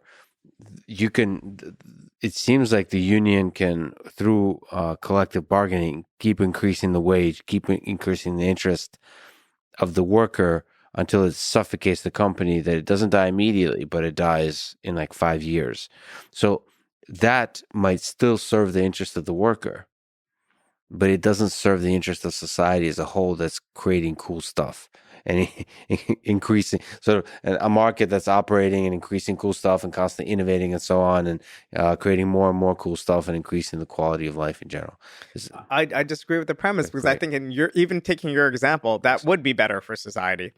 If a firm cannot pay its workers a living wage, but its competitors can, then that firm will either figure out a way to innovate, develop new techniques, new markets, new ways to be productive, or it should go out of business. Mm-hmm. And it would be better for it to go out of business than to stay in business or to be artificially kept in business in any sort of way. Yeah. So let me. That's the Chrysler, my old centralized bargaining. Yeah. Right. Example. But then there is, innovation costs money too. So the flip side of that, I think, to play devil's advocate, is that it incentivizes the automotive industry is probably a good example of that. It incentivizes cutting costs everywhere, and sort of whatever has been making you money currently, figuring out how to do that really well without investing into the long-term future of the company, for like all the different ways it can pivot, all the different interesting things it could do in terms of investing into R&D. Whenever there's more and more and more pressure on paying a living wage for the workers, it might suffocate and die over the next 5, 10, 20 years, which might be a good destructive force from a capitalist perspective, but it might rob us of the Einstein of a company, right? of the flourishing that the company and the workers within it can do over a period of 5, 10, 20 years. Well, this is just a problem with a lot of capitalism, which is about short-termism, right? Because the same thing could be said from, you're starting a company, you have a plan for it to make a lot of money, but your investors want dividends right away. So you have to take away from your long-term R&D or other plans and deliver short-term dividends. That's often why a lot of, I think, R&D is often rooted in state institutions and research and whatever else is being drawn on. And also, I think that that's a reason why, the state has some sort of role in fostering firms in either my version of a socialist economy or a capitalist economy or whatever else, to help with these time horizon problems. So I won't dispute that workers could play a role, or wage demands could play a role in time horizon problems. But more often than that, it's coming from investors. It's coming from just a host of other market pressures that people might have. And I would say that in the real world, a lot of investment funds don't come from just retained earnings. It comes from a lot of sources. So I think this is a problem that could be solved through public policy, but definitely exists today as well. So you mentioned living wage. Is there a tension between a living wage, and maybe you could speak to what a living wage means, and the workers owning all of the profit of the company? Sort of this kind of spectrum. No, I guess the spectrum is from like no minimum wage, the lowest possible thing you could pay to a worker. Then somewhere in that spectrum is a living wage, and then at the top is like all of the profit from the company is owned by the workers. So split to the workers. I mean, I think that any society is going to have to make distributional choices. You could imagine a variety of capitalism in which workers are paid quite little, but there's extremely high taxation and there's redistribution after the fact. You could imagine a system in which there's less taxation after the fact, but there's more guarantees and regulations of how much people are paid before the fact. In my vision of a socialist society, there would be, similar to the way that unions work, and in my example, the centralized bargaining unions would work, that bargain at the sectoral level and not just at the enterprise level like our unions do today. There could be benchmarks set for different occupations or wages. And the reason why you would want a benchmark at a worker-controlled firm is that you don't want workers self-exploiting themselves in order to gobble up market share, or because you don't want them collectively deciding, okay, we're going to invest in this longer-term time horizon and outcompete other people that way. So you might say, okay, if you do this sort of clerical work, you have to be paid the equivalent of $15 an hour. And that's a minimum. But on top of that, you get dividends from excess profits. And I think it would also have to be combined with public financing for expansions and for development, which could be done in quite a competitive way. So you could have a variety of banks, in my vision, state-owned banks. But how would they decide who to invest in and who to not invest in, who to give a loan for expansion to and who not to? Because you don't want it to be like, oh, I'm going to invest in my nephew's firm and not this other firm, or I'm going to invest in this guy's firm because he's an Italian, but not this guy's firm because he's Albanian, or whatever else. Just make it rational at the level of their goal is just like any other investment person at a bank today, to maintain a certain risk profile and to have an interest yield, and decide to invest on that basis. So if there's a huge automotive firm that has been in business for 50 years that needs a little operating cash, they could get their $50 million at 3% loan. If you have some crazy blue sky idea and you manage to get it to that point, like maybe you and your friends would get it at 12% or something close to what a VC would offer today. So I only kind of go into these details not because to say that a system doesn't have to, in advance, map out all the different possibilities, but I think it does have to be willing to accept a lot of things that we know today. I can't give you a version of socialism that's everything's going to be fine, we're going to live harmoniously, and we won't have these sort of tensions, and, you could hunt in the evening and, fish in the, afternoon and write criticism, whatever else. I do hope that there's horizons beyond this that we could aspire to. I do have those visions. But for now, I think our task as socialists is to imagine 5 minutes after, midnight, like what can we do right away within our lifetime vision. So that means through some level of central planning, reallocating resources to the workers. So I think the primary mechanism in this private sector under socialism would be a market mechanism, firms competing against each other to expand, connected to a system of public financing. But even at that level, the individual bankers and public banks and so on would be operating based on their own rationality. And the state would certainly shape investment decisions, but maybe no more than they do in a lot of capitalist systems. So the state might already today in a lot of countries decide, we want to invest in green technology. So it's going to be favorable rates for people or tax credits for people investing in green technology. So the state already shapes investment. I think what should be centrally planned, and this is where I'm proud to sound like an old school socialist, is things like healthcare, things like transit, things like our natural monopolies of lots of types, I think can be done very well through planning, and we already have plenty of examples. But a lot of this society, I think, would be the private sphere of worker controlled cooperatives competing against each other, weak firms failing, successful firms expanding. And the banks, you're saying publicly or privately owned? Publicly owned.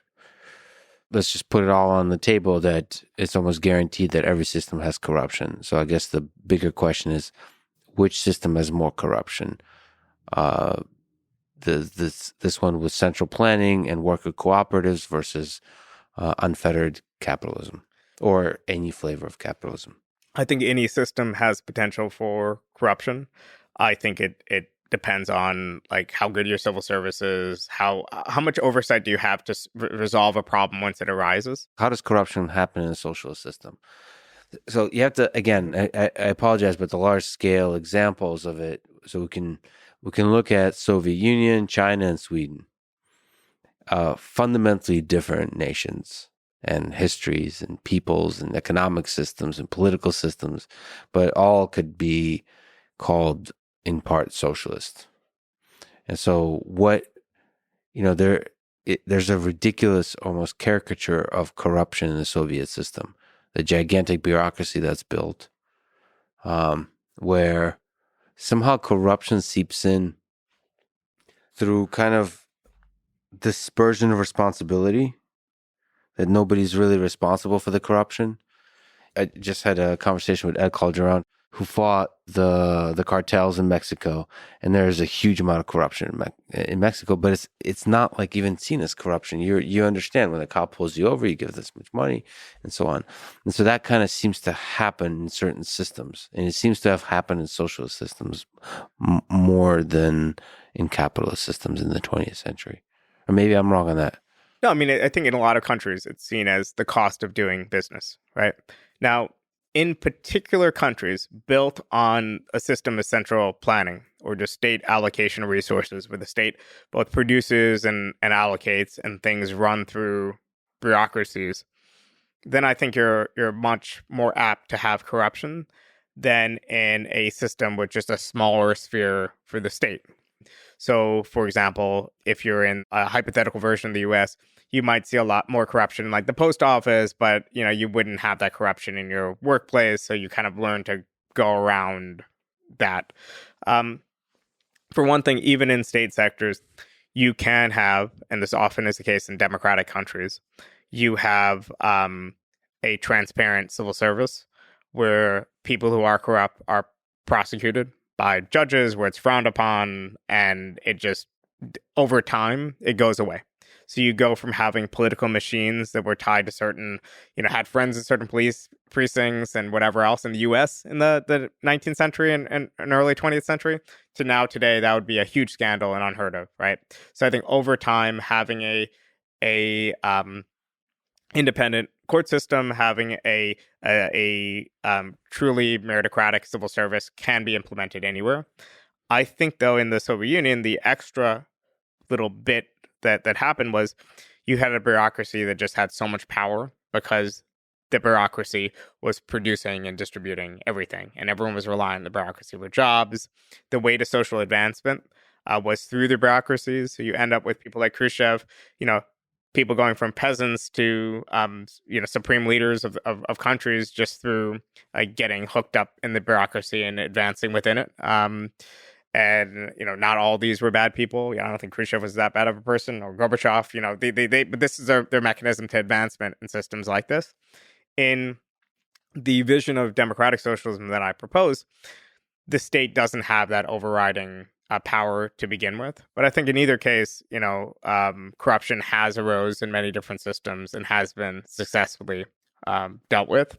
I think on the developmental trajectory of even countries today that we think of as being very corrupt, corruption will fade away as well. But you definitely need a system in which individuals are incentivized to act rationally. So if you're in a system in which cops who are corrupt are prosecuted and investigated, and there's internal controls, a civilian board review, and kind of an internal investigators within police departments or whatever else, there will be less corruption over time if people are punished.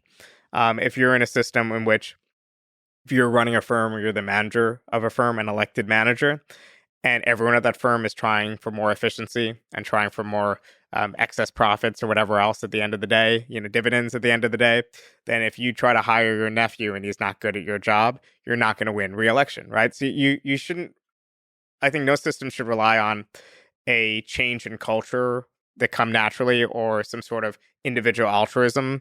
I think the systems have to be constructed in such a way that it's not rational to behave poorly. In sort of from a theoretical perspective, either a socialist or capitalist system can have either culture.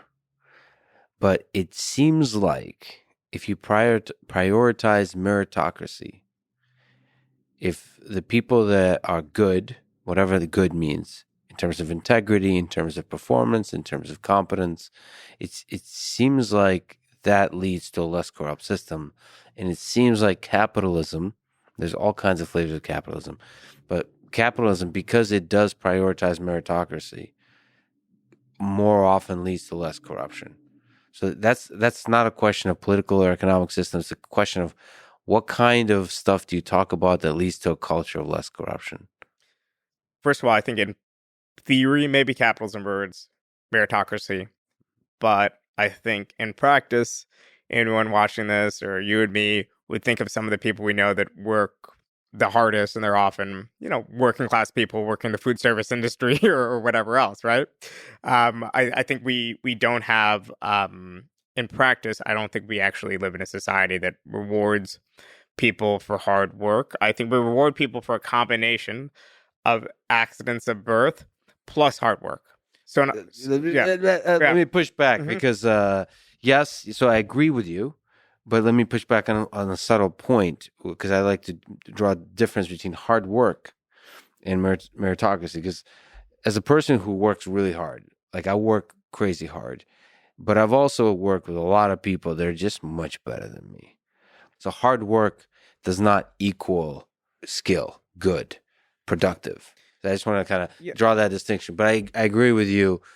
I don't think our society rewards directly hard work or even high skill. There's many examples, at least we can see, that it does not do so. So we have an unequal distribution of talent, of course. So if we lived in a society in which there was some level of acceptable inequality, and it's a normative kind of question of how much we would say is acceptable, right? And that inequality was based on this unequal distribution of talent, then I think that would be fine with me, right? That would actually be a meritocracy. What I see in the US is often, okay, so if you are a upper middle class or rich kid and you get a good education, K through 12, out of those people, there will be some that work extra hard and go on to do incredible things or are very successful. And there'll be other people that do not, right? And decide for whatever reason or go down a different path. And you could say maybe among that group of the upper middle class, there is a meritocracy, right? But they're actually given those opportunities to make their own decisions and to fail, whereas many, many other people, the vast majority of American society, I would say 60+%, don't really get those opportunities to make those choices to begin with.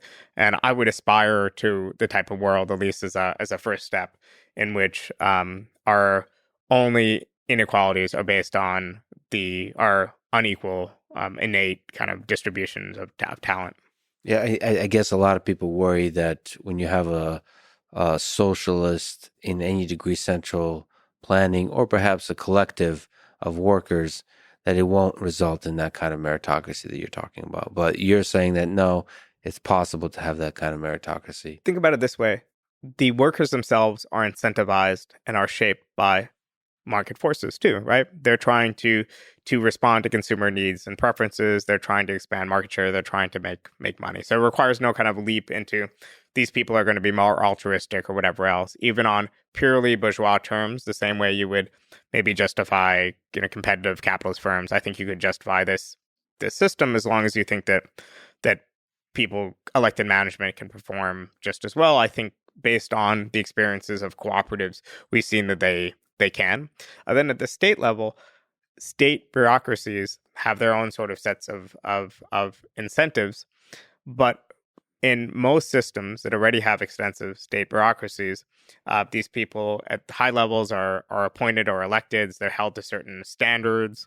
At the national level, a national government wants to maintain, the tax revenue that they need to pay for services. So we already, I think, have incentive structures that you could say that some people might just, I think, disagree with the normative thing of like, why would people have to own their own means of production, control their workplaces or whatever else? Why do we need this level of equality?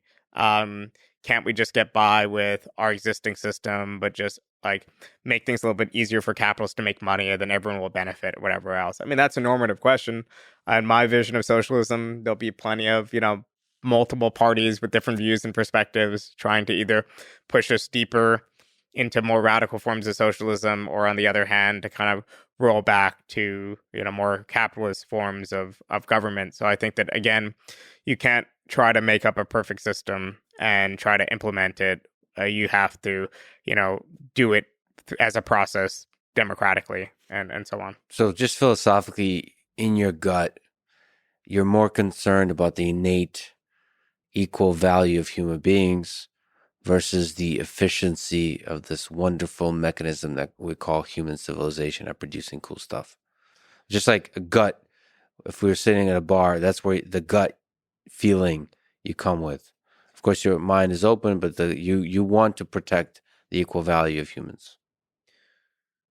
So I don't want to fight the hypothetical. So I'll say equality. I am concerned with equality, but I don't think the two are necessarily always in tension.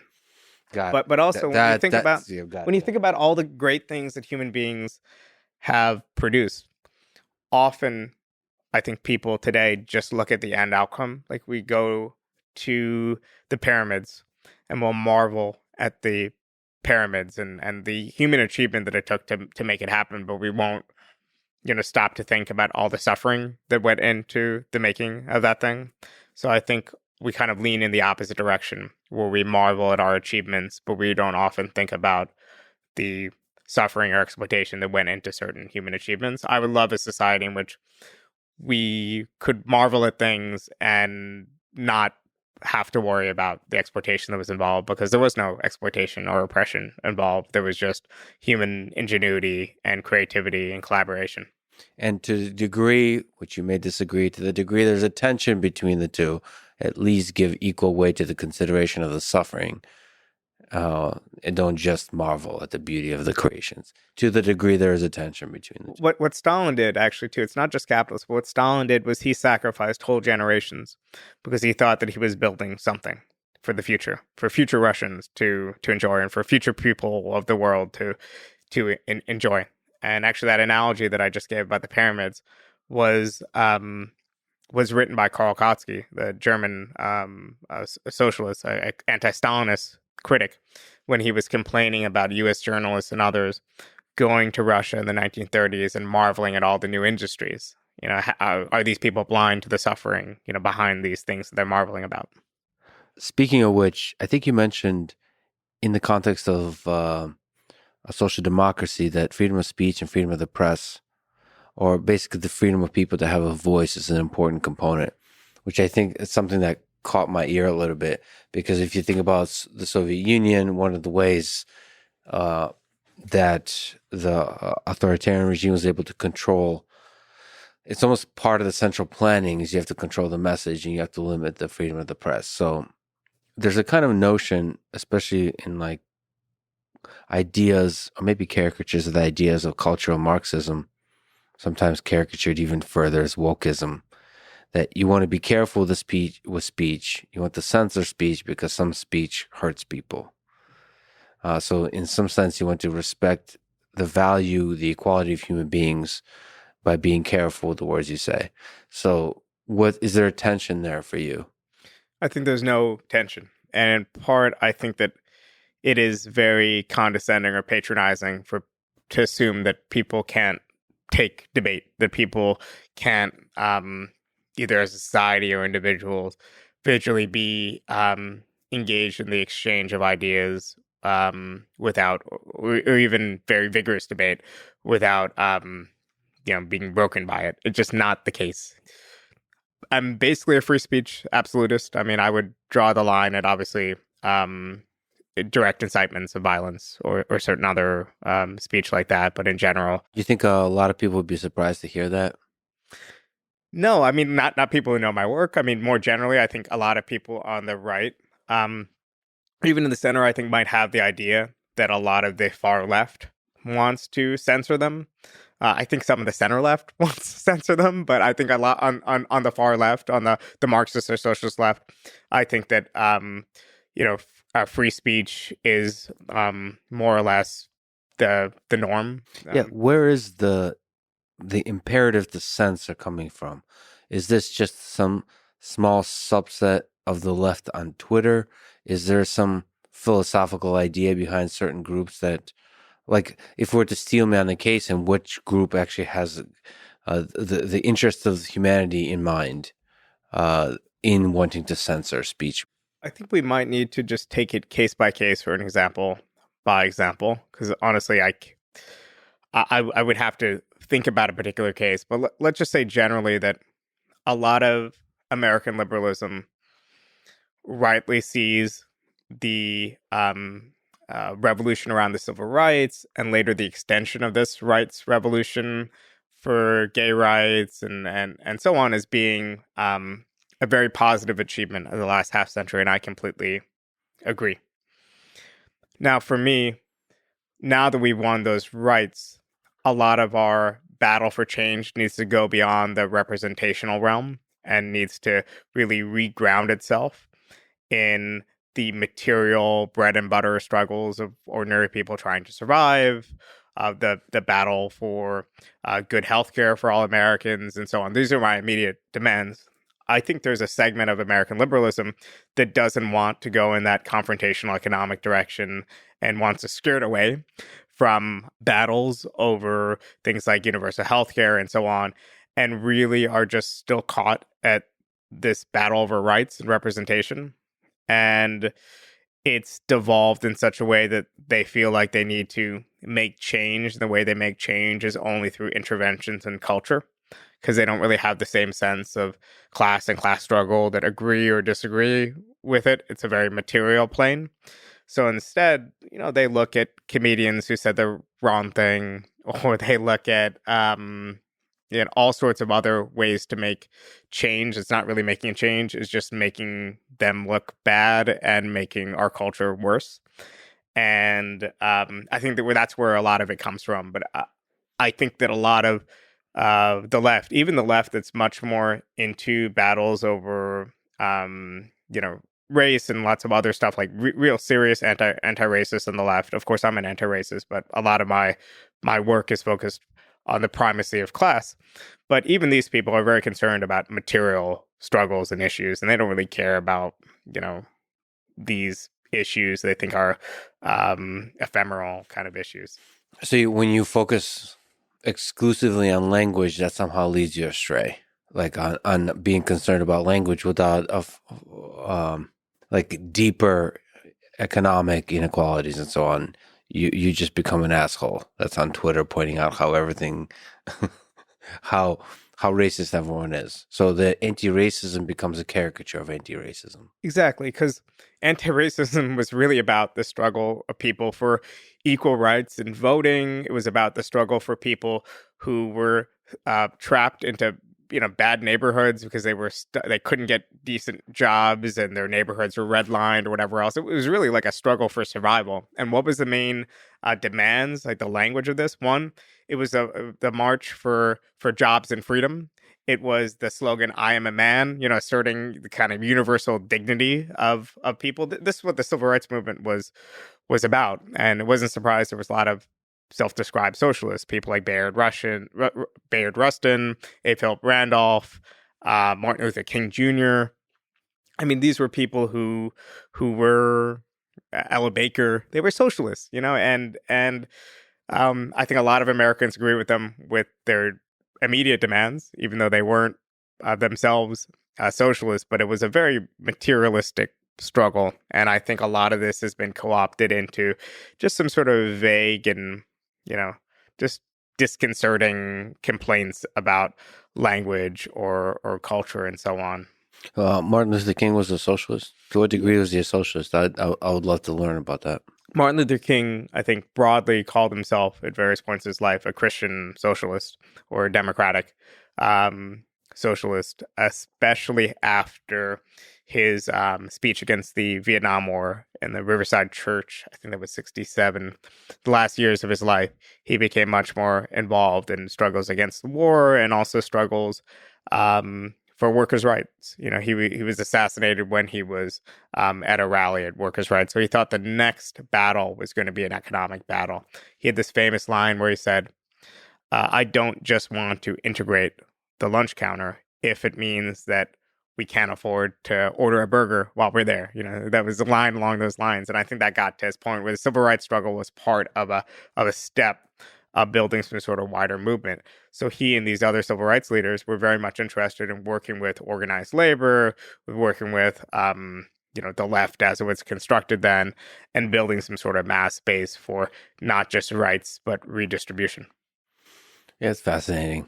It's fascinating which figures self-identified and were in part socialists. Albert Einstein was one. Albert Einstein wrote an article for the first issue of this left-wing magazine. It's actually still publishing today, called Monthly Review, and I think 1949. And his article is called "Why Socialism." I don't think it's paywalled, so people should check it out. But yeah, Einstein was one.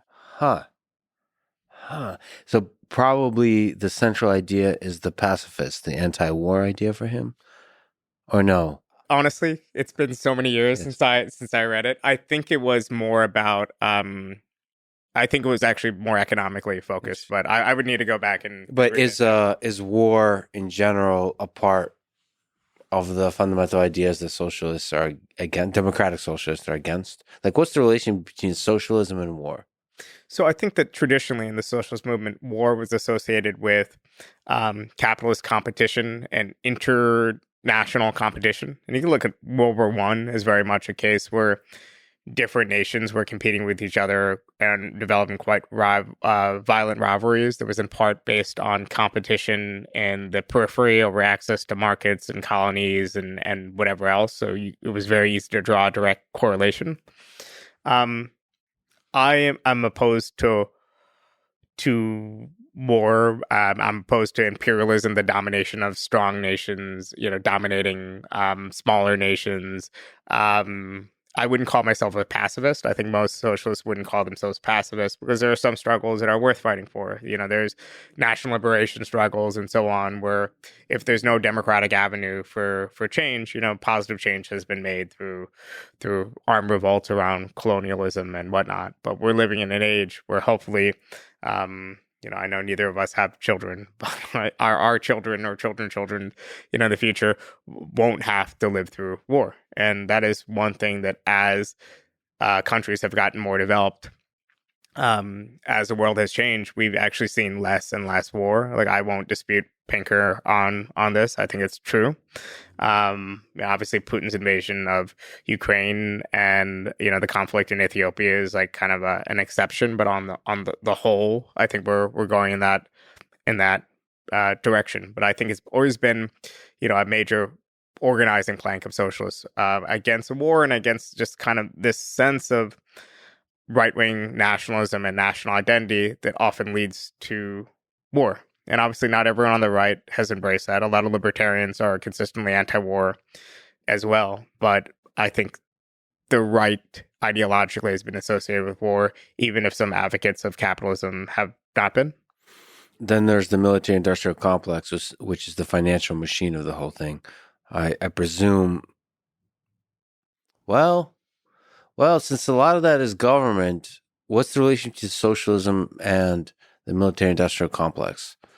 Well, a lot of it's government contracts, but it's privately produced, right, by companies like Lockheed Martin and things like that. You could draw a very crude materialist connection between any of these things and to kind of prove an ideological point. Yeah. But we could produce just as many arms and then just bury them or never fire them off or whatever else. Obviously, there are companies that have a vested interest in heightening up tensions or saying that we need to buy a new weapon system to be prepared for a conventional war with China, Russia. Meanwhile, I think we all know that if there's going to be a conventional war between these countries, like it's going to, it's going to lead to something worse. Yeah. And no amount of advanced fighter jets is going to make a difference. But I try to avoid crude or causal connections, even though there are relationships. Like it's kind of like the old slogan, which was quite an effective slogan in the early 2000s. At my first anti-war marches when I was a teenager, I definitely have shouted it, but kind of no war for oil. Like both is like correct in that it gets to what people's senses of like what's going on, how it's bad, but also like analytically, it's kind of wanting to explain what really happened or why we ended up in the Middle East, which is like a much more complex geopolitical story. Yeah, and it is a story of geopolitics. It's perhaps less a story of capitalism or socialism. It's a story. It's a geopolitical story that I think actually operates outside of the economic system of individual nations. It has to do more with, honestly, in part, egos of leaders. And there's a international battle for resources. But surely there's alternatives. Yeah, definitely. And I think that part of what being a socialist is about dreaming in the long term about a different sort of world without, in my mind, needless divisions of people into nations with standing armies. I'm sure we'll still have pride about where we're from, and there'll still be distinctive cultural features and so on about where we're from. We definitely would, at least for the foreseeable future, be divided into places as like administrative units, but the idea that there should be a Mexican army and an American army and a Russian army and a Ukrainian army is just on the face of it, I think in the long run will be seen as ridiculous. Just like we see it as ridiculous today, looking back at the idea that, a lord from London would, be engaged in civil strife with a lord from like Liverpool and a bunch of peasants would die. Just kind of on the face of it just seems kind of ridiculous that these different places would have their own banners and lords and armies. I think in the long run, you might have to zoom out 1,000 years, but in the long run, people will say the same about nation states and standing armies and battles over, specks of dirt that mean nothing in a cosmic sense. Mm-hmm. Yeah, no, for sure. Aliens would laugh at us, or humans that go far beyond Earth and look at the history. Well, most of the history will be forgotten because if humans successfully expand out into the universe, just the scale of civilization will grow so fast that the bickering of the first few thousand years of human history will seem insignificant. There's a very Marxist idea that I both appreciate in one way, but on the other hand, is kind of scary, which is that, human history is only now beginning. Before we were in prehistory. Yeah. But in the future, like we'll be in kind of real history. I think that a lot of really important history has already happened, and I think posterity will remember it. And I think that it will be easier to assign certain people the role of like villains, the people, not to engage in the contentious off topic of Ukraine or whatever else, but the idea that, one government or man would launch a, war to recover, or to take, several hundred square miles of territory and tens of thousands of people will die, I think seems absurd to us, many people today, luckily, but it would not have seemed absurd 50, 60 years ago. It would have just been a normal thing, right? Mm-hmm. These kind of territorial disputes and so on. And I think, projecting into the future, I think within our lifetimes, we'll live to see that kind of conflict be eradicated. And in part, you could say that, like, why? I think it's because of popular pressure and organization. So you could say kind of the pro-worker socialist organizing part of it, making it less normal. If you're a capitalist, you could say, while markets are more interlinked. So war is even more irrational. I don't really have a firm answer. Whatever it is, I think it's a good thing. You mentioned Marx's view of history. It's kind of interesting to just briefly talk about. What do you think of it? What do you think of this Marxist view of how the different systems evolve from the perspective of class struggle, is what we're talking about? Well, I'm a Marxist. I fundamentally believe in the broad contours of historical materialism. But I think we should be clear of what Marxist theory tells us and what it doesn't tell us. I think Marxist theory tells us pertinent things about how societies evolve, about how the distribution of resources work in any given society, who owns, who doesn't, how the distributional conflicts, and so on. I think Marxism can tell us a lot. How surplus is distributed. Exactly. Yeah. Exactly. What it can't tell us is, like, as a friend put it, like a sex appeal of blue jeans or whatever else. That's beyond what Marxism is meant to do. What economic system can tell us about the sex appeal of blue jeans? No economic system, but socialism, in the Soviet sense, when it was turned into, the Soviet-style dialectical materialism, was meant to tell us everything from, explain genetics and agriculture and whatever else in a very disastrous way. So I definitely don't believe in the application of these ideas in an extremely wide way. And also, I'm a Marxist because it's a framework that helps me understand pertinent facts about the world.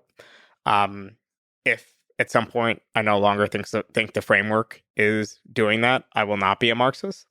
But I'm a socialist on normative grounds because I have certain beliefs about the equality of people, because I believe in it. We should have a society with liberty, with equality, with fraternity, and that I hope I'll always be a socialist until the day I die. But it's kind of a very unscientific or unserious thing to say, oh, this is my framework from beginning to end, for the rest of my life. But from a perspective of history, you should say that, so Marx says that societies go through different stages. It could be crudely summarized as primitive communism, imperialism, maybe slave society, feudalism, defined by mercantilism, and then capitalism, then socialism, and finally stateless communism. Did I miss something there? I mean, I think that was close enough. I mean, I think that's definitely true of Marxist theory, that the contradictions of capitalism, the fact that it has brought together all these workers, all these materials and whatever else, and it's now allowing it to socially create wealth on a mass scale, but that process is being privately directed, and also the surplus is being privately kind of appropriated, is a contradiction. And that would lead to some sort of rebellion or revolution or change, and and eventually this contradiction would be a fetter on production too. So we would have to move into a socialist society. But actually, just to backtrack, so in terms of contradiction, so it starts when we're in a village, hunter-gatherers. That's what you call primitive communism, where everyone is kind of equal. It's kind of a collective, right? All right, maybe you could just let me hold on a second. And then inequalities form of different flavors. So that's what imperialism is. This one dude rises to the top and has some control of different flavor. That's what feudalism when you have one dude at the top and you have merchants doing some trading and so on. And then that leads to capitalism when you have private ownership of companies, and they result in some kind of class inequality. And then eventually that results in a revolution that says, no, this inequality is not okay. It's not natural. It doesn't respect the value of human beings. And therefore it goes to socialism, where there is, under Marx's view, I guess, some role for the state. State is doing some redistribution, and then the pure communism at the end is when it's it's a collective where there's no state centralized power. So what's part of that is wrong? No, I think in broadly the Marxist theory of history is about different types, different modes of production that exist at various times, based on material conditions. So in the early times, in this theory, there was not much surplus being generated, right? And there was generally egalitarian societies. Then, as we became agricultural, as society developed, there was more surplus being produced. Then there was a group of people, the ruling classes of their age, that controlled and distributed that controlled that division of labor and appropriated more of that surplus for themselves. And they weren't involved in productive labor. In the early primitive society, everybody's involved in productive labor. Later on, you had castes of priests who did nothing but kind of pray and write and kind of lecture people all day, right? And you had kings and rulers and bureaucrats and traders and so on. You have a more complex division of labor, but also more inequity deriving out of that.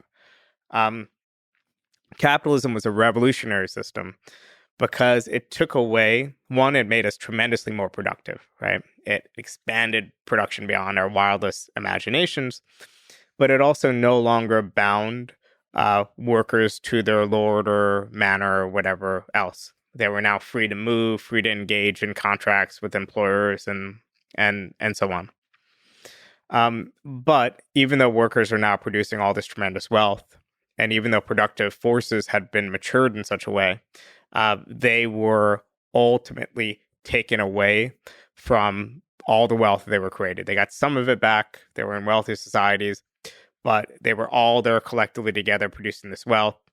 And that was a potent force. So Marx theorized that would lead to a revolution or change in a socialist direction. I think, in fact, what we saw was that, yes, workers are dependent on capitalists are dependent on workers, but the dependency is obviously symmetrical in the sense that workers are also dependent on capitalists, but in fact it's an asymmetrical dependency in that ordinary workers need their jobs more than capitalists need the contribution of individual workers.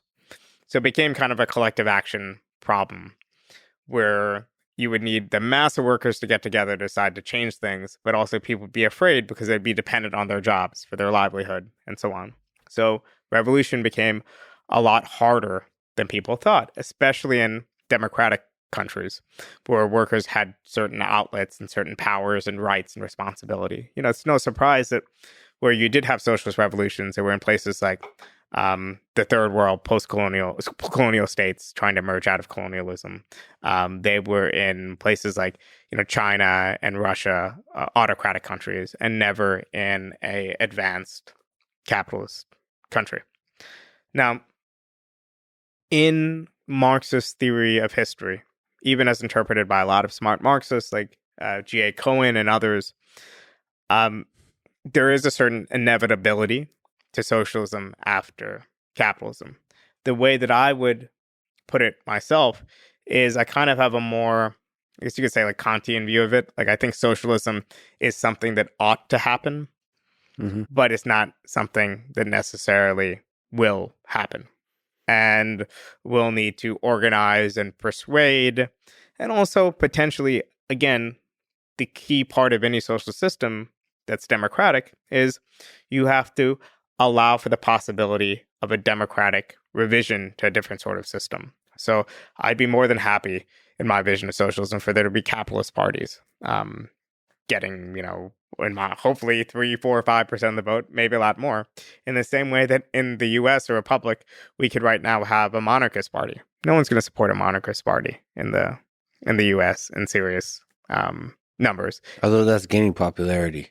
In Europe or elsewhere? No, isn't there in the anarchist tradition, aren't they saying that one of the ways you could have a leaders in monarchy because they're more directly responsible to the citizens? If you have a leader, it's healthier to have a monarch. Anyway, I'm not familiar with this, but I have heard this stated multiple times. The left-wing anarchist traditions, like anarcho-syndicalism or whatever else, like their slogan is kind of no kings, no gods, no masters or whatever. Yeah. So no bosses. So they definitely would not agree with that. But I'm, not familiar enough. Anarchism is runs a gamut from left to right in interesting ways. So I'll have to ask about yeah. I'll have to ask you about that. But yeah, okay. So you're not, you don't believe Marx's theory of history in the sense that every stage is a natural consequence of every other stage. Of course, he would predict that somebody like you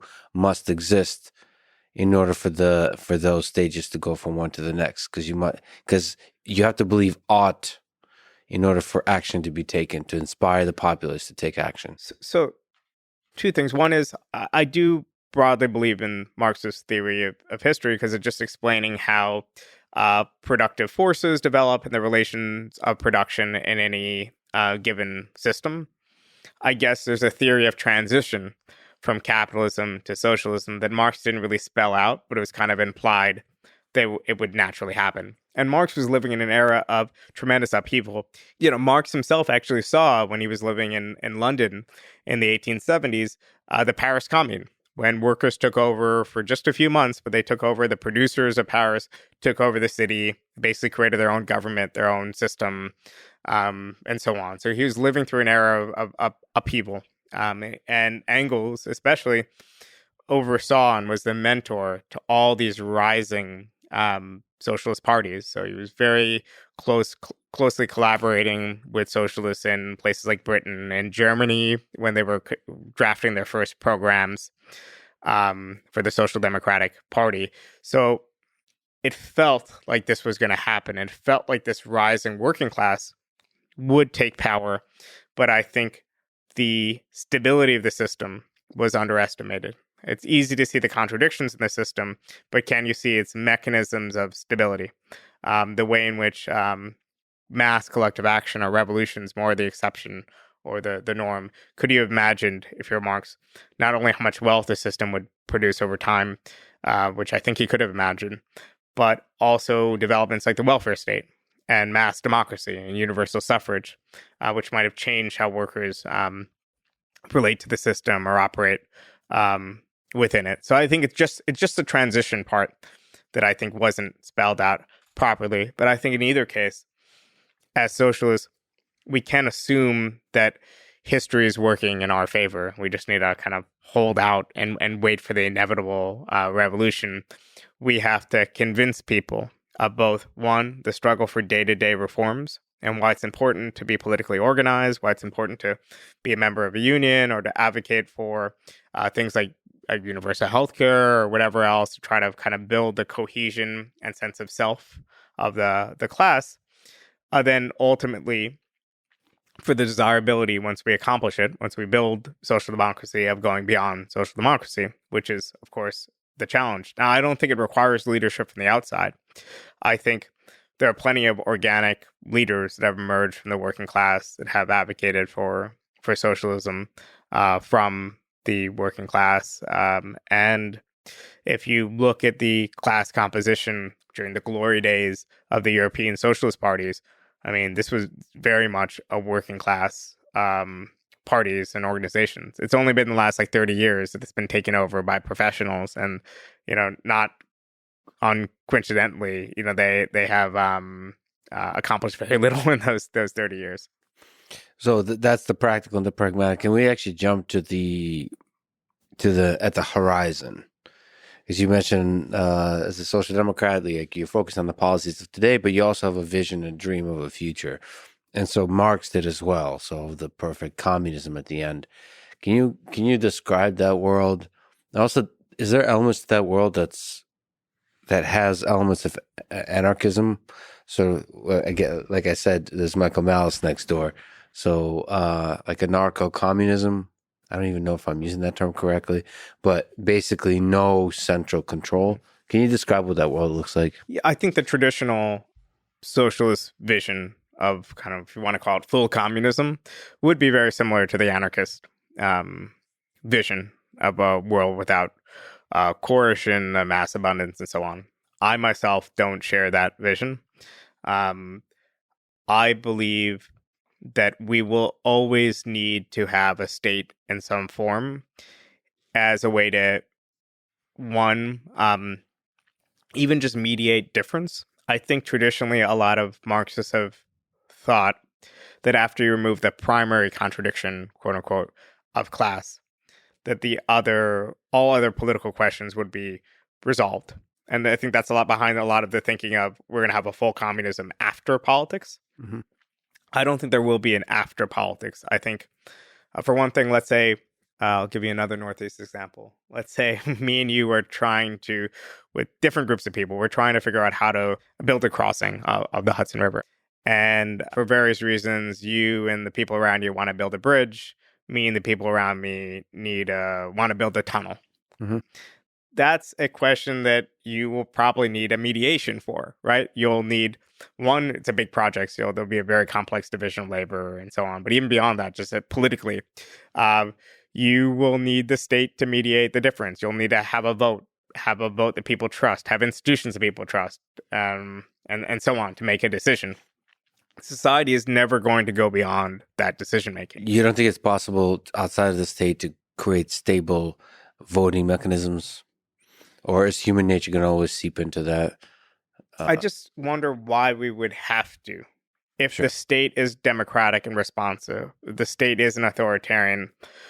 So it might not be called a state, but it would function as a state, right? But why not just call it a state? But in other words, like, if you don't have something like that, then don't you have a greater risk of tyranny or a tyrant emerging in the vacuum? So I think people's fear of the state is what would happen if the state had too much power. And I think that's a legitimate fear. That's why we have democratic kind of checks on state power and certain guarantees and of freedom and so on. But yeah, I guess I just wonder, I'm more afraid of the vacuum and not having a democratic responsive state and what the world would turn into. And also, I'm just not a utopian thinker, if that makes sense. Like I like to think that I'm an egalitarian thinker. I'm a socialist, but my mind just goes to, like, I could see a vision of the future that I would like 50, 60 years from now. Maybe there's some sort of future of superabundance and automation, and there's some sort of techno-utopian future. We don't want some of those things that would exist in my, 5 minutes from now vision of socialism, but I just don't see it. And in general, I'm kind of wary of visions of change that seem like they're not built off little pieces that we have now and not built off history and experience and whatever else. Like, I don't want a year zero. I don't even like the term prehistory, because I think there's a lot in history that I want. I want Shakespeare under socialism. I want a lot of things that I think we should be grateful for. There's a part of tradition that I think that exists that's hierarchical and exploitative and whatever else. But there's another part of tradition that's our sense of place and belonging and our connection with the past and hopefully the future. And I want to keep that. Yeah. So you're worried about revolution or otherwise a vacuum being created, and you're worried about the things that might fill that vacuum. So the anarchists often worry about the same mechanism of the state that controls voting or keeps voting robust and resilient and stable, the same mechanism also having a monopoly on violence. And so that's the tension. So they get very nervous about a central place having a monopoly on violence. Whereas if there is going to be a place with a monopoly on violence, let's just say we temporarily take that for granted, should it not be a place with a skilled, elected, accountable, transparent civil service with a democratic mandate and so on? Yeah. Well put. Speaking of AI, just to go on that tangent, do you think it's possible to have a future world, at least 50 years, 50, 100 years, where there's an AI sort of central planning, sort of we remove some of the human elements that I think get us into a lot of trouble. Like you can take a perspective on the Soviet Union, and the flaws of the system there have less to do with the different ideologies and more to do with the humans and the vacuums and how humans fill vacuums and the corrupting nature of power and so on. If we have AI that's more data driven and is not susceptible to the human elements? Is that possible to imagine such a world? Almost like from a sci-fi perspective. Maybe in the future you could imagine certain calculation problems that arose during central planning solved through advanced computing. But I would say that there's another whole set of problems with the system that were incentive problems. And I'm not sure how that advanced computing would solve the incentive problems of how do you get people to actually produce things that other people want? Kind of that informational question, and how do you communicate without endless meetings or someone reading your brain? Yeah. What do you actually want? So there's that kind of informational question, but then there's the incentive of, how do you get people to work efficiently at work, and how do you get firms to use their resources that they're getting more efficiently? And I think solving the calculation problem solves some of these questions, but not all of them. But that's kind of a who knows. But if your vision of the future requires some sort of leap into a technological unknown, that's very hard to advocate for it today. It's exciting to consider the possibility of technology empowering a better reallocation of resources. If you care about the innate value of human beings and think of the mechanism of reallocation of resources, a good way to empower that equality, that it's nice to remove the human element from that. Like if you work really hard and you're really good at your job, it's nice to be really data driven in allocating more resources to you. So I kind of think that the agency part requires human beings and conscious human activity. So I think if you have a sort of planning system that works, and let's say the technology is there for it to work, I would want it to be democratic planning in such a way that there is a human element, there is some debate and deliberation in society. Yes. And also, even in my vision of socialism with the state sector and state investments and so on, I want there to be more public discussion and debate about certain things, so it's not just left to technocrats, because you don't want to live in society where you just find out the next day that there's some massive infrastructure project that you haven't, had a chance to think about or debate or feel like you're participating in, and debate is not just facts and logic. That's why if the whole universe was about facts and logic, computers could do a better job of that. There's something about humans debating each other that goes into the difficult gray areas of what it means to be human and what it means to have a life that's worth living. That requires humanity. And I'm also worried about, while I'm excited by the possibility of AI controlling everything, half joking, but the reason I'm really terrified of that is because usually there's a possibility of a human taking control of that system. So you now start to get the same kind of authoritarian thing. Well, I am a human. I'm smart enough to be able to control this AI system, and I will do, based on what this AI system says, what's good for you. It's kind of like talking down to people, and then use that AI system to now have the same kind of thing as Holodomor in 1930s. And also our preferences might change. So an AI system might say the goal of humanity is to just increase infinitely efficiency or increase output, whereas we might collectively decide that we have enough and we want to have a trade-off, right? And I think that we need a system that allows for people to make certain trade-offs and have more of this leisure that I've been learning about from you. This is a very interesting concept, leisure. I'm going to have to, how do you spell that? All right. So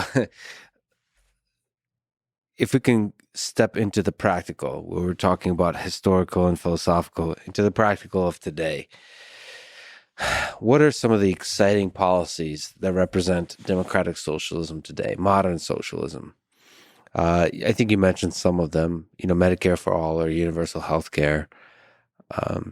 Something you haven't mentioned is tuition-free college, increase in minimum wage, maybe stronger unions like we talked about. What are some ideas here? What are some ideas that are especially exciting to you? Well, I think that hours reduction has always been an important demand for socialists.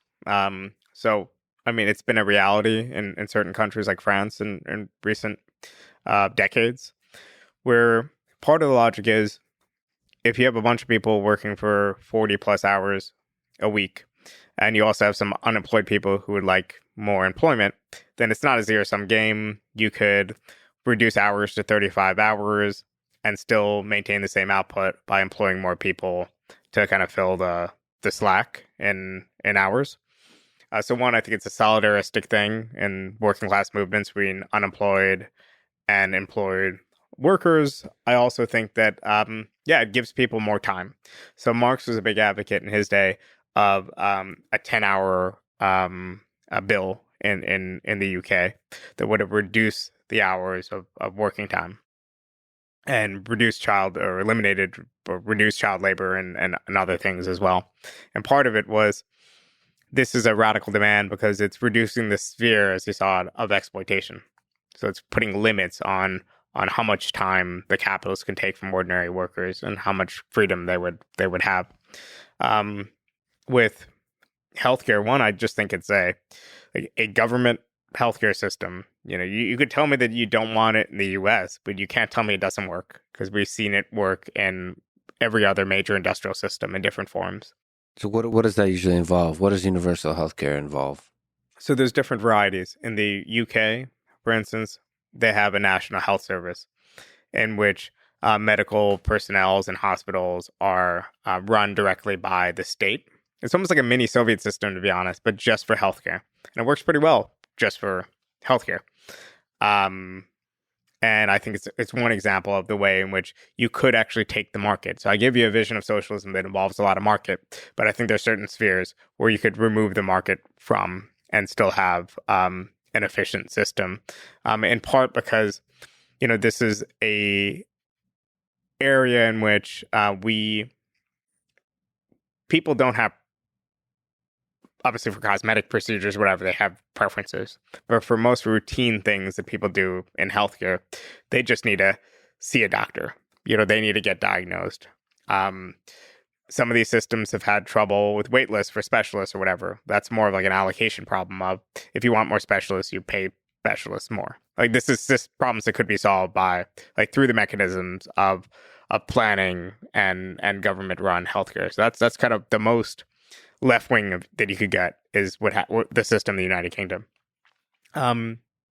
Beyond that, you have a system like Medicare for All, where you say, all right, most of the doctors, besides for public hospitals that already exist, are going to be privately employed by hospitals. Now, hospitals are going to be private. But instead of having all these different insurance carriers, we're just going to have one national insurance carrier that we're all going to pay into.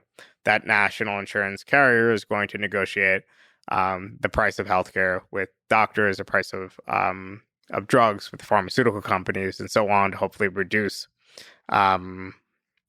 prices and to implement a different little bit of planning into the system. Because if there's only one, big national insurance company, that company has a lot of weight and power, but you could still visit your same doctor, and there's still some.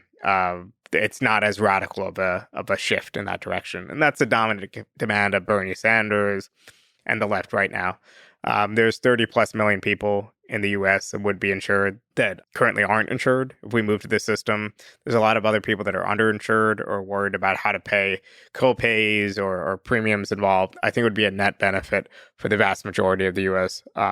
Population, even if it was offset with certain taxes, because we spend a lot of money out of pocket with health insurance, and it's a demand also that's widely popular. So for me, it's almost like if you're trying to build support for something like socialism, we were talking this lofty vision of socialism after capitalism, or what worker ownership, the means of production, would look like in practice, and so on. And by the way, you're one of the few interviewers who ever asked me any of the details. So it's good that I've been thinking of a rough sketch in my head for the last 16 years that I've been a socialist. But we have to start in the here and now.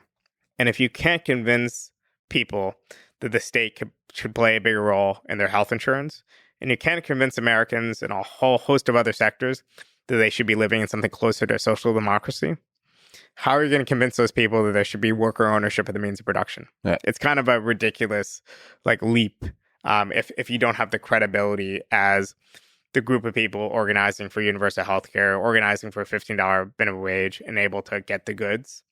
And also in practice, as we fight for these reforms, ordinary people will have a better sense, at least my hope is, of what it means to be involved with politics and what politics can do for their lives. It's positive.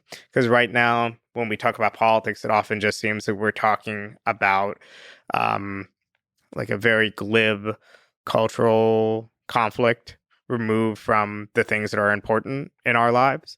Whereas in truth, I think politics can be a tool for us to make our lives better. Yeah, and there's like deep ideas here where, in some sense, universal healthcare and worker collectives are not so radically different.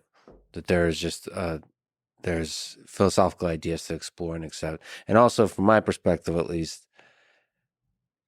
maybe I'm wrong on this, but it seems like with a lot of things at the core of politics, the right answer from an alien perspective is not clear.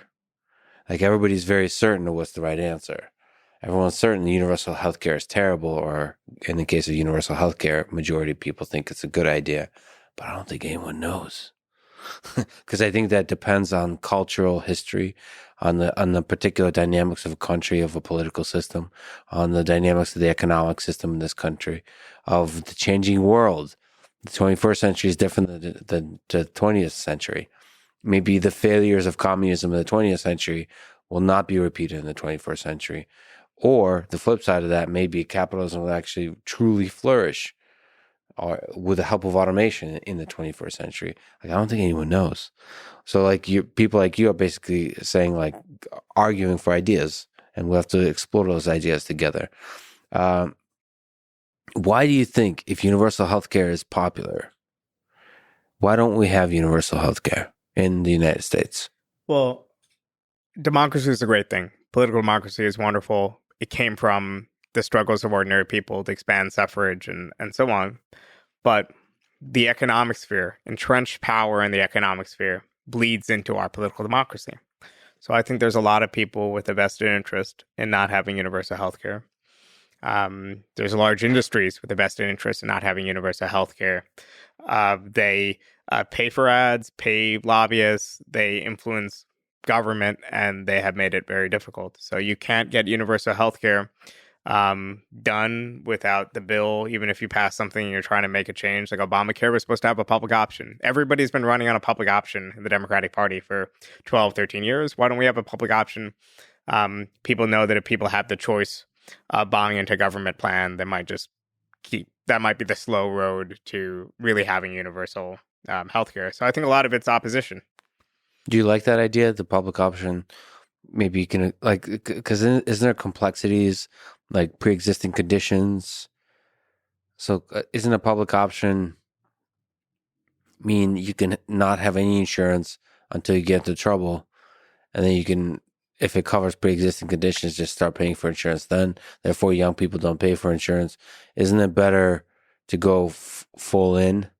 I don't support a public option, in part because I think if we allow politicians to just say, hey, I support a public option, well, it's just kind of a way to signal your support for universal healthcare, but give us nothing. And I think that's what we saw with Biden and a lot of other politicians that have supported public option. I think in practice, if a public option is defined in such a way that it just means you by default can just opt in to a public plan, and let's say hypothetically you don't even have to pay for it, then it's just a backdoor to universal healthcare really quickly. Because I think the vast majority of people who aren't currently covered, and also a lot of employers, to be honest, would probably drop their private coverage if they knew their employees can just get a public option and maybe would only provide supplemental insurance or whatever else. But I think the broad overarching point of all these demands is to say that socialists need to be really connected to the day-to-day struggles of people to just improve their lives. So if you're feeling like you're paying $400, $500 on the Obamacare market for health insurance, and that's hampering your ability to do what you want to do in your life, then maybe you would support a candidate who's for universal healthcare. If you feel like you're struggling to find work that you could afford to pay your rent with or whatever else, maybe you'll support a candidate committed to all sorts of mechanisms to reduce housing prices or increase your power as a tenant, and whatever else. So I think it's like these day-to-day concerns need to be connected to the more abstract and lofty vision of change. Otherwise, our politics just becomes like this fantasy world thing that's nice ideas to think about or debate, but really won't make much of a difference in people's lives. What do you think about free college? Should college be free?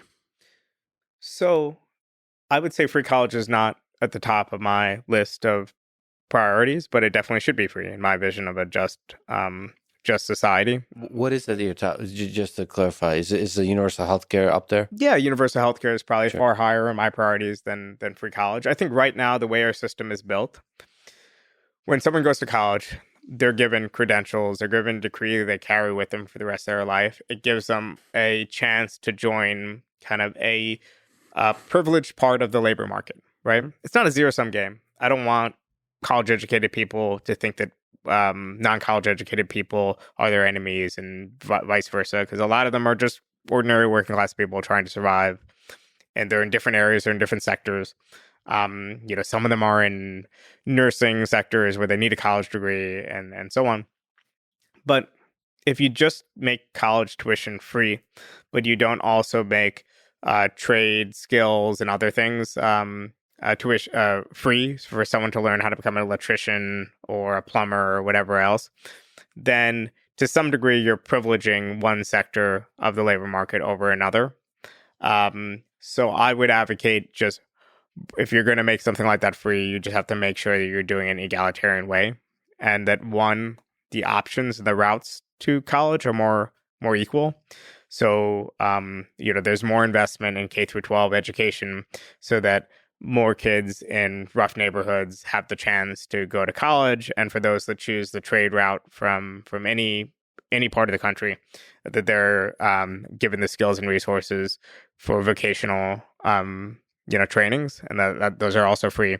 And it just feels like, in terms of order of operation, I would just start with K through 12 education, improving it, and whatever else, then college after. But I'm not opposed to it.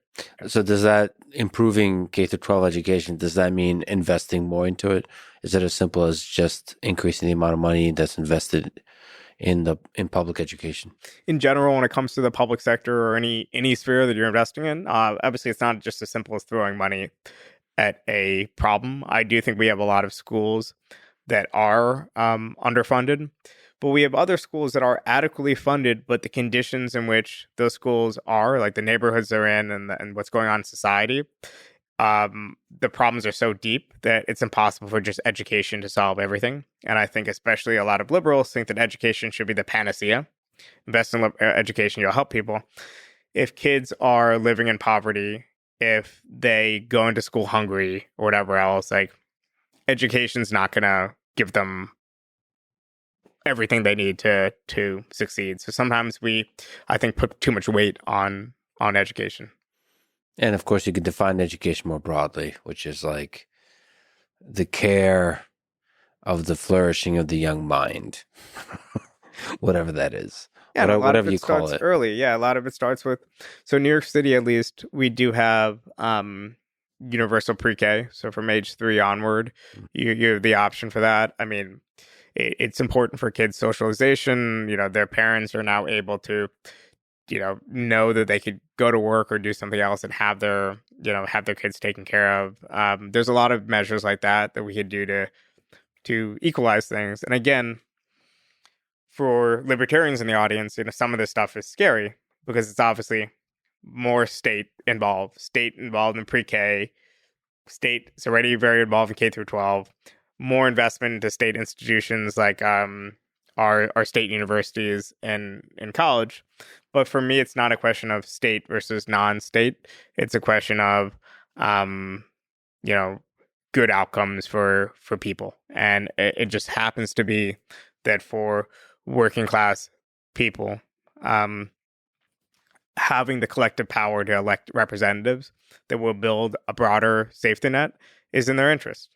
For upper middle class people, for others, they could afford to pay for their own provisioning either directly or through like Obamacare like schemes where you just get a subsidy and you pay the rest yourself and whatever. This is for really the bottom 40% plus of the population. They really don't have any options, so they prioritize other things. And they end up with some sort of injury or health problem or whatever else. And it's bad for everyone in society, but it's especially bad for the people at the bottom of the labor market. So I saw various estimates for socialist programs like Social Security expansion, free college, Medicare for all will cost upwards of $40 trillion over 10 years, 40. Okay, they could argue with those numbers and so on. But so there's a cost. There's a taxpayer cost. Given the weight of that cost, can you still make the case for these programs? And then can you try to make the case against them that the cost is too high? So I will not argue with you on the numbers because you just threw out random numbers. I do think universal healthcare, if done right, can be basically cost neutral. I think it's an exception because we spend a tremendous amount of money on healthcare, a huge percentage of our GDP. So I think it could be done in a way that's close to cost neutral. Can you argue on the numbers without arguing on the numbers? So you're saying just your gut says that there's a lot of, depending on how these programs are done, there's a lot of variance in how much it will actually cost. There's a lot of bureaucracy and billing right now in our healthcare sector, for example, that would be eliminated. There's a lot of costs that are spiraling upward, provider costs from both doctors, hospitals, but also pharmaceuticals to drug costs that insurance companies shoulder because their market share is too fragmented to really negotiate hard. Medicare can sometimes negotiate better rates, but Medicare for all would negotiate even better rates. So I think there's a cost spiral that we could adjust with more government involvement. And there's a reason why we spend a bigger share of our GDP on healthcare than other places. But let me just accept the broad premise that social programs cost money. Mm-hmm. Now, I think that one, for ordinary people, most of them, the trade-off of, even hypothetically, if taxes on lower middle class and working class people in certain cases go up, the trade-off would still be in their benefit because they're the ones who would be consuming more of those goods. And also our tax system and whatnot is progressive. So the rich will pay more. The majority will consume more of them. Also, I think a lot of these programs are the bedrock of a healthy society. So one reason, for example, that we have so much crime and violence in the U.S., there's lots of cultural and other causes with our level of gun ownership, American history, and so on. But one really important factor is just the level of poverty and inequality in the U.S. compared to other countries. That combined with guns and other factors means that we live in more violent, unequal societies. A European would be shocked by the fact that in even some of our nicest areas and in cities and elsewhere, because there's a lot of rural violence too, it's just normal to have gun violence. It's normal to have drug-related violence. We have like 400 or 500 people some years in like Baltimore, like a city of under 1 million, getting killed. These are all recipes for a society in which one, the public sphere is drunk like crazy because you're not going to go wander out for an evening stroll in a park if you live in a dangerous area or whatever else. Like the rot goes very deep, and a welfare state is one way to live in a better society for everyone. There's been plenty of studies. There's one book called The Spirit Level on inequality that was quite popular that just notes that inequality is really terrible for the psyches of the rich too, not just for the poor. So I think spending some more money living in a more just society is doable. There's different ways to address certain cost spirals. One reason why our welfare states are getting more and more expensive is in part just because our population is aging. But many of the same people who say we can't afford more in our welfare states because we're already spending so much on Social Security and all these other entitlements are the same people also for one, closing borders so immigrants can't come in to help build the economy and to fill gaps in the economy, and also who aren't for things that'll make it easier to have kids. I'm 33 years old. I have a lot of friends who have been putting off having kids until they save up X amount of dollars, even though they have someone they could, raise children with, because they can't afford the cost of childcare. They can't, their job probably won't give them more than 4 or 6 weeks of family leave or whatever else. Like, this is not the case in other countries. So I think there's all sorts of benefits from having a bigger welfare state. But yes, there are costs, and there are going to be certain trade-offs. It's not a magical thing where you could just, have everything without trade-offs. So in a progressive tax system, is there, to push back on the costs here, is there a point at which taxing the rich is counterproductive in the long term? So in the short term, there might be a net benefit of increasing taxes because the programs the middle class, the lower middle class gets is more beneficial. Is there a negative side to taxing the rich? In theory, yes, of course. So one would be if you tax the rich so much, they change their consumption patterns, and that has negative impacts on the economy as a whole. You would have to kind of really model it out, but there would be a certain point in which the consumption changes might have net detrimental effects. I think that's more unlikely, and the more likely scenario is you tax corporations and other wealthy people in society to the point that they have potentially less money for productive investment, because you're in a capitalist society, so you're reliant on capitalists to invest. So you kind of don't want to be in the worst of both worlds, where you've gone too far for capitalism but not far enough for socialism. In my vision, of course, of socialism, that's one reason why we'd have to take the investment function away from capitalists. There has to be, if you're going to make it so hard for them that they can't invest or they can't employ labor the way they're employing now, you have to create another mechanism for supply to be created. And that's why, that's a transition point. Yeah. What about longer term de-incentivizing young people that are dreaming of becoming entrepreneurs and realizing that there's this huge tax on being wealthy? So if you take these big risks, which is what's required to be an entrepreneur, and you are lucky enough to succeed and good enough to succeed, that the government will take most of your money away. I think realistically, that's not a disincentive for most people. First of all, we already have a progressive taxation system. The government does take a bunch of the money away, and people are still striving to become rich. A lot of what people want when they dream of success is they want accolades, they want respect, and of course they want some more wealth to consume luxury goods with or whatever else. But at a certain point, it becomes better for the state to tax and either redistribute directly or through social programs, or redirect that money through tax credits and other ways to shape investment towards productive investment. We don't want a society in which a bunch of rich people fly around in helicopters going from club to club while the productive economy kind of does nothing, right? At that point, I think a lot of ordinary rich people might prefer the government to come in to tax them and to try to spur investment in certain productive sectors. So it really just depends. But I honestly believe that most people don't necessarily want to be rich for the sake of being rich. They want to be successful, and there's many different dynamics to that. And accolades and social respect is an important one of them. It's also why people who just become filthy rich, often the first thing they do is start up philanthropic trusts and try to give away their money because they want the social respect and accolades and whatever else. They don't want just their money.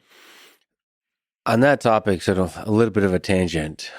There's a lot of folks in the left community, far left community, socialist community, that I think are at the source of a kind of derision towards the B word, the billionaires. Does it bother you, or do you think that's in part justified? A kind of using the word billionaire as a dirty word. I think it's perfectly justified in that it's a populist shorthand, right? So obviously, when I talk about inequality, I often talk about power dynamics, right, between workers and bosses and so on.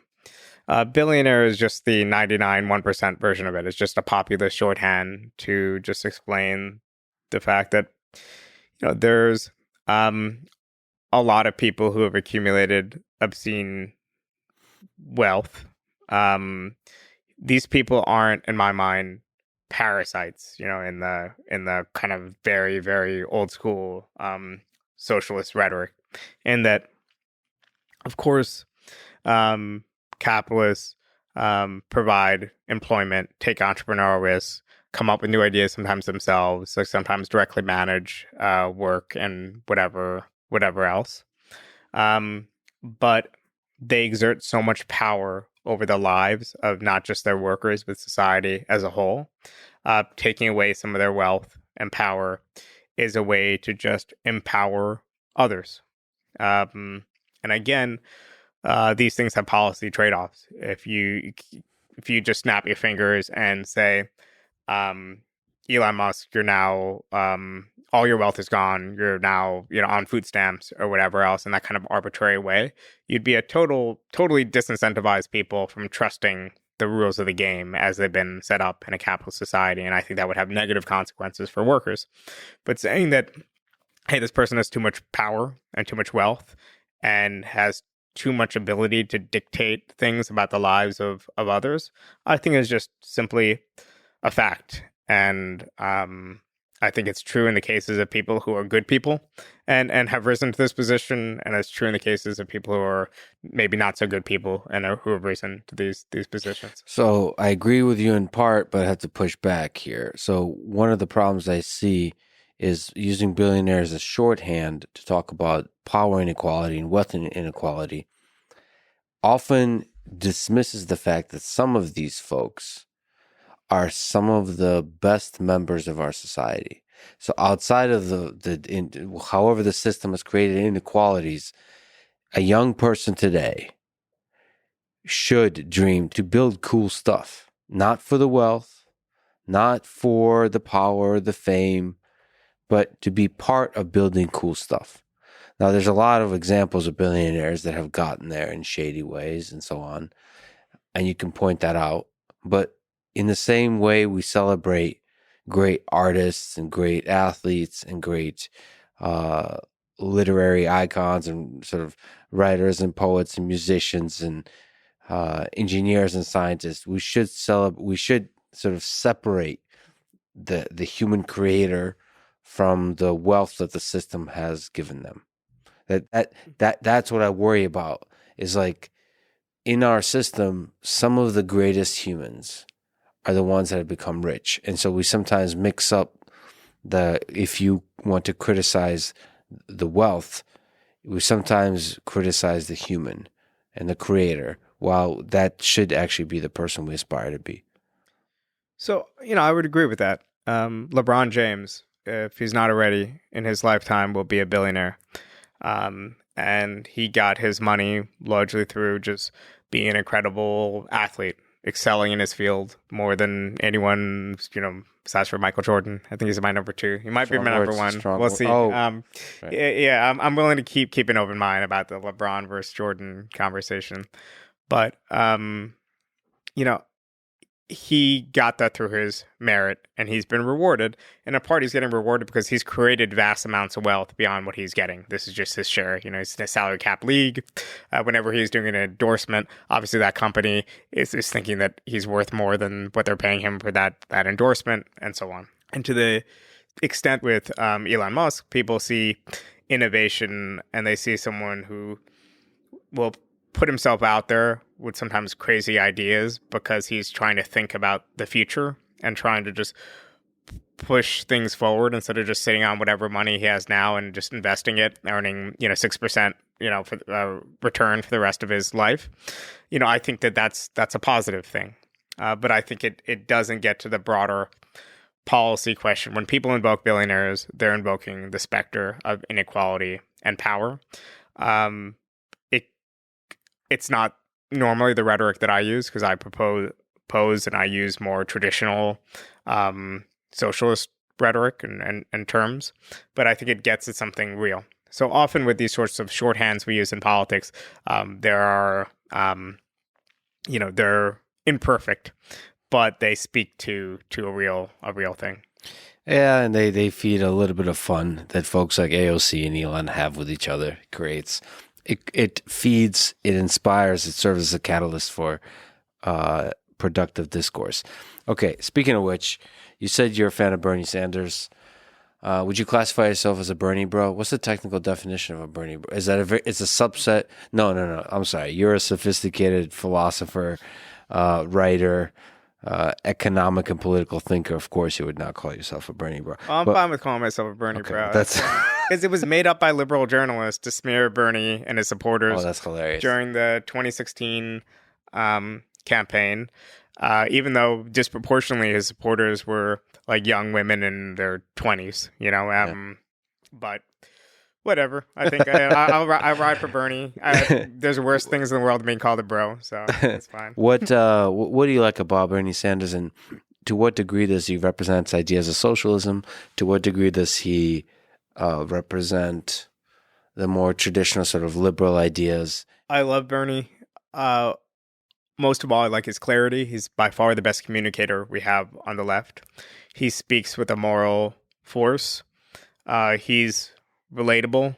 And he has taken a lot of socialist rhetoric from academia and brought it down to its core in a way that's comprehensible for ordinary people and speaks to their daily lives. So when Bernie does a speech, people can finish his lines because they know what he's going to say. Mm-hmm. They know what points he's going to hit, because socialism, in my mind, should not be a complicated thing. Now, when we get to more abstract discussions about what a future system would look like, when we get to the policy trade-offs today, I think we need to put on a different hat. We should embrace all sorts of nuance and contradiction and complication. But when it comes to the core moral and ethical appeal, I think Bernie grasps that and how to communicate it. Now, Bernie Sanders was politicized a very long time ago. I actually once told him, I've only met him a few times, but one time I joked that in his book, he mentioned that one politicizing moment in his life was when the Brooklyn Dodgers left town, and he was devastated because he was a Dodgers fan, from Brooklyn. And I said, this is like 2020 campaign. This may be 2019. I said, Bernie, you're running for president. You do not need to keep reminding people of your age. Yeah.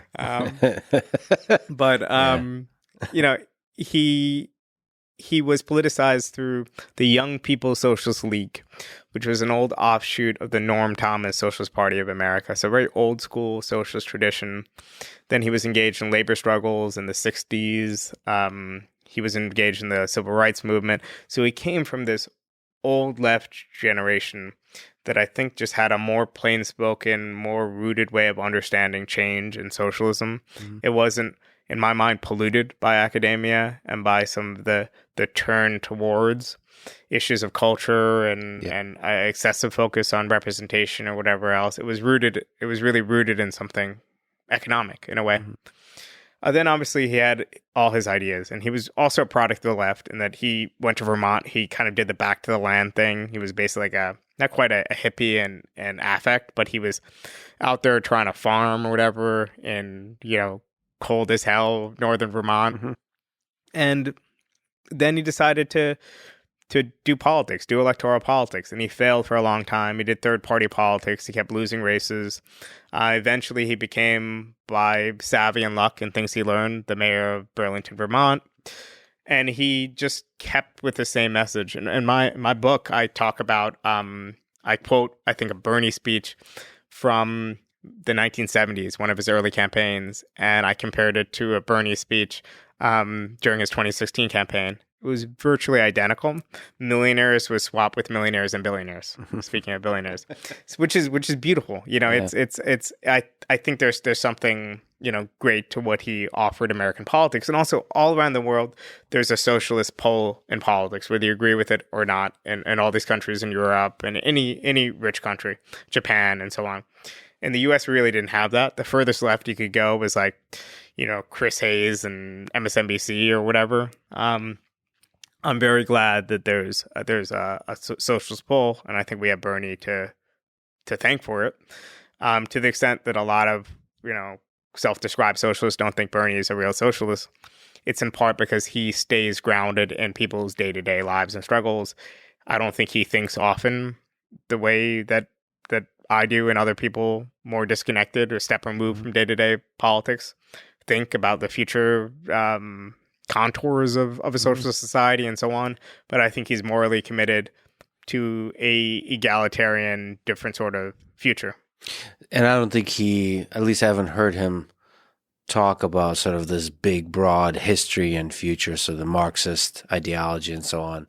Not that he's afraid of it or something, it's just not how he thinks about it. Yeah, I think he's a practical thinker, and also, he is running, even if he should be afraid of it too, because he is he is a major politician running for president. I think what people want is they want the left wing of the possible. And or at least the segment of the party that was voting for him, the Democratic Party is voting for him. They wanted something that was a step or two removed from what they had now and was visionary, but not so far removed that it seemed like a scary leap. And I think we lost a chance in 2016 to elect someone that I think would have beaten Trump, or at the very least would have, been close. Do you think the Democrats screwed him over? Yes, not in the way of deliberate or direct vote rigging, but they put their thumb in the scale for sure. I mean, there's it's not even conspiracy theory. There's all this stuff in the debates about Clinton, Clinton's people being fed questions and whatever else, and just the tone of the media. The media was extremely dismissive and hostile to him. I love that Bernie still does the Fox News town hall, because they're just him speaking to the people, and he's not afraid of going on, any sort of outlet and making his case. But I think a lot of the liberal media in particular always had it out for Bernie Sanders. What was because that was really annoying. That was really annoying how dismissive they were. I've seen that in some other candidates, like they were dismissive towards Andrew Yang in that same way. So forget the ideology. Why are they so smug sometimes towards certain candidates? What is that? Because I think that's actually at the core, to a degree, if Democrats or any party fails, that it's that smugness. Because people see through that. I think a lot of these people are friends, even if they don't know each other. They're friends because they went to the same schools. They know the same people. They have the same broad just ideology and worldview. So they had a sense of what the Democratic Party should be and who it should be running and who was going to win, and also what was serious and unserious. Yeah. So Bernie would say some things about the world that objectively to a lot of people seemed correct, or at least pretty close to correct. And a journalist would just look at him like he was from outer space. Mm-hmm. To some extent, this also happens to people on the right. People on the right often say things that I find repulsive or just wrong, but there's parts of the media that would describe their certain views as illegitimate or outside the boundaries of acceptable conversation. I think there should be a few things outside the boundary of acceptable conversation, hate speech and so on. But like there's this attempt to say their views are illegitimate, and therefore anyone who votes for them for any reason is illegitimate too. And that's one reason why I think it's fueled a lot of resentment, and it will ultimately end up fueling the extremes of American politics, that people feel like, they're not being listened to.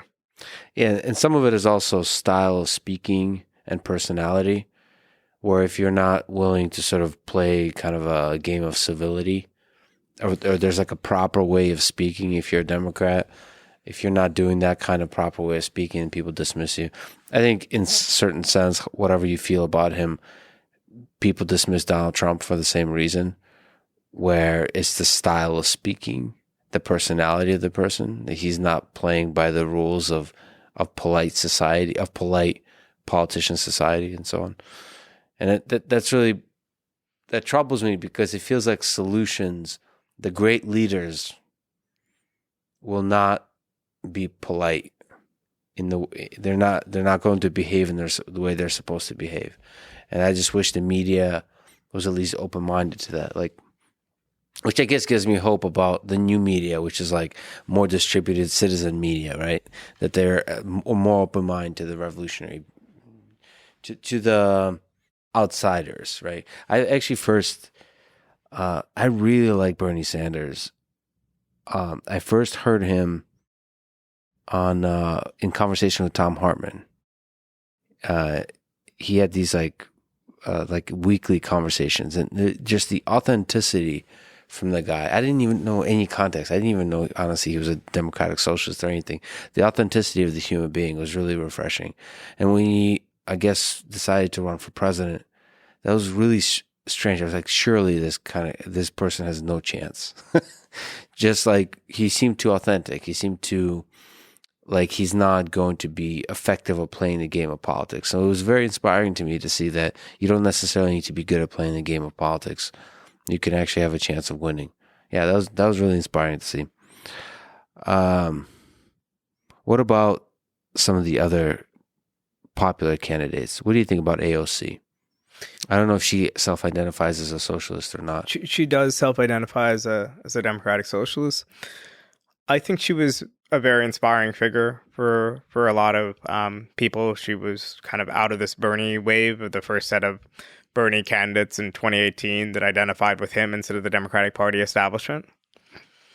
I think that she's still developing as a politician, and it's very difficult when you're in a deep blue district and when you don't often have to worry about re-election or modulate your rhetoric to win over swing voters in your district, but then you're immediately a national and cultural figure. Mm-hmm.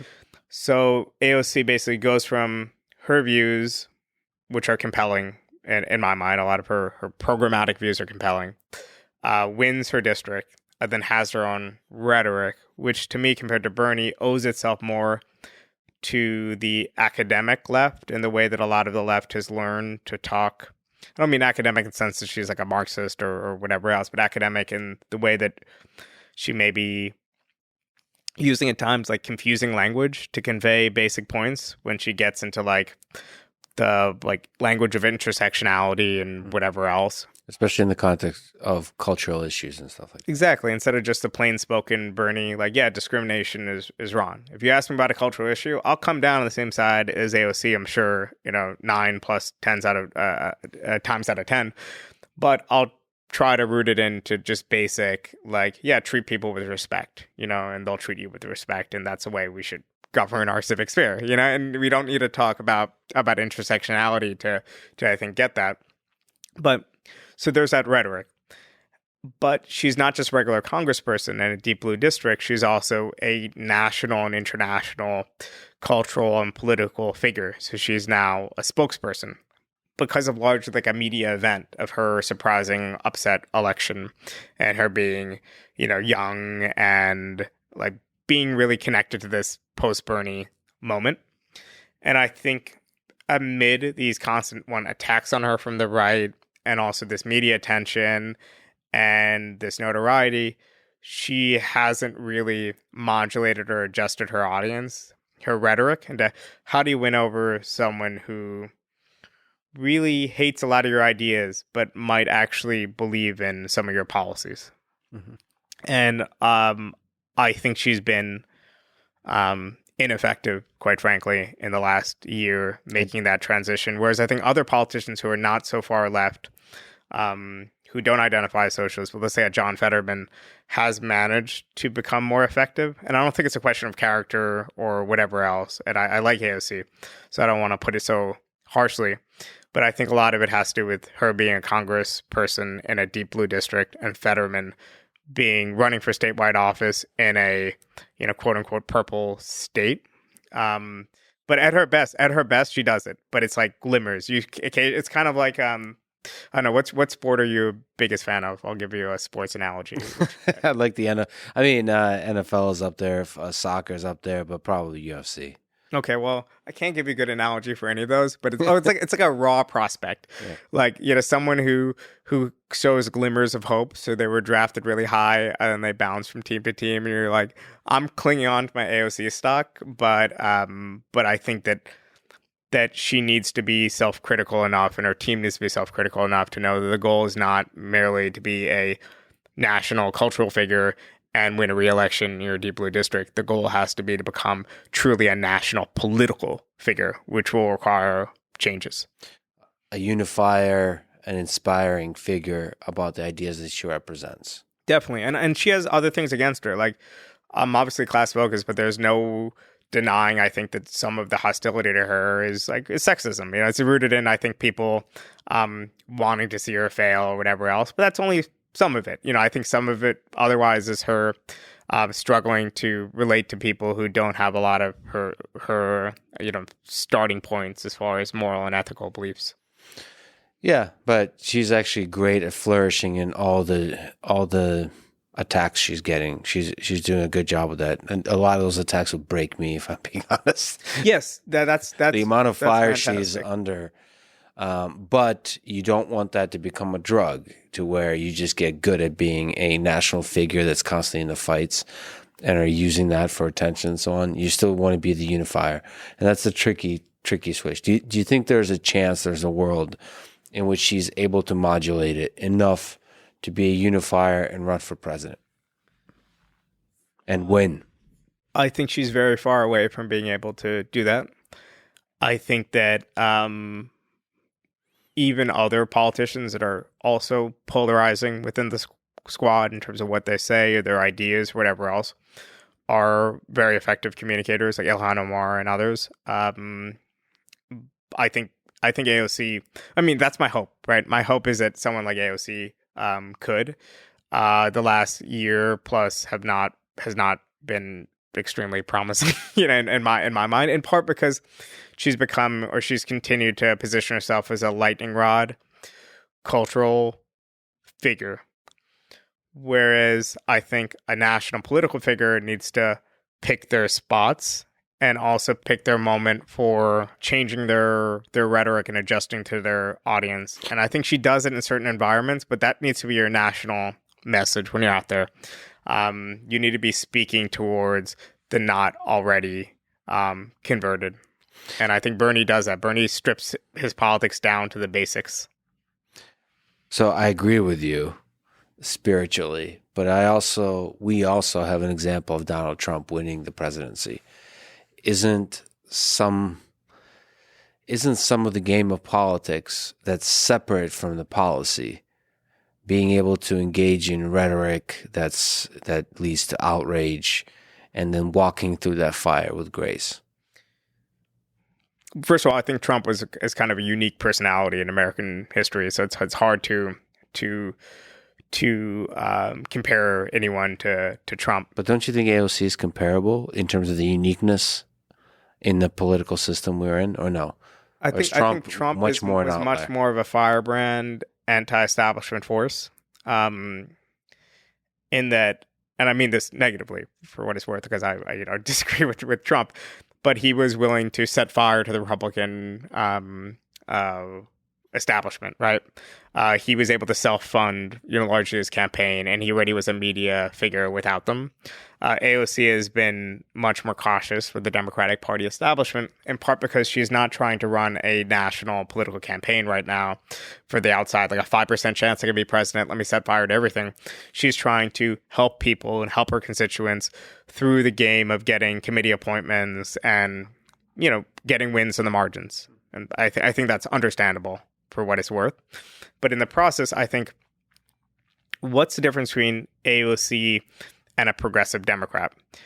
During 2016, it used to be pretty easy to say the difference between the Bernie-crats and a progressive Democrat, right? Because we were establishing our own outside third force in American politics, where, you could knock on the door of a lot of people who would end up voting for Trump, and they would say, oh, I have a lot of respect for Bernie or whatever. And they were still going to not vote for him. But he wasn't considered part of the Democratic Party milieu. I think now with AOC, there's a much closer association of AOC and her policies with ordinary Democrats, whereas she needs to draw stronger distinctions. She doesn't need to do it like Trump did with just, man, I forgot all of them, though I found some of them amusing in the moment, like all his nicknames about Lion Ted Cruz and then the rest, you know? But I do feel like she needs to, differentiate herself a bit more, but then also just keep her language simple. Trump was more complex than Bernie in his literal language, but he was repetitive and there was kind of a rhythm and a cadence to Trump's speech. I think AOC needs to, like Bernie, reduce her rhetoric down to a couple key lines and signatures and focus her politics not on 20 issues, but on 3 or 4 most important issues and have that message discipline. Bernie will do an interview with you and he'll write down, hope you do interview Bernie, but Me too. he'll write down like 5 things and I'm only going to talk about these 5 things. Ask me about this? Okay, I'm talking about these 5 things. So that's a message discipline that Bernie has been exemplary on. Yeah, for sure. So, but I think that's learned. That could be developed. I think she could develop it. Listen, I hope I'm answering your question. I think not the way I should answer it, being someone broadcasting to people on the left and elsewhere.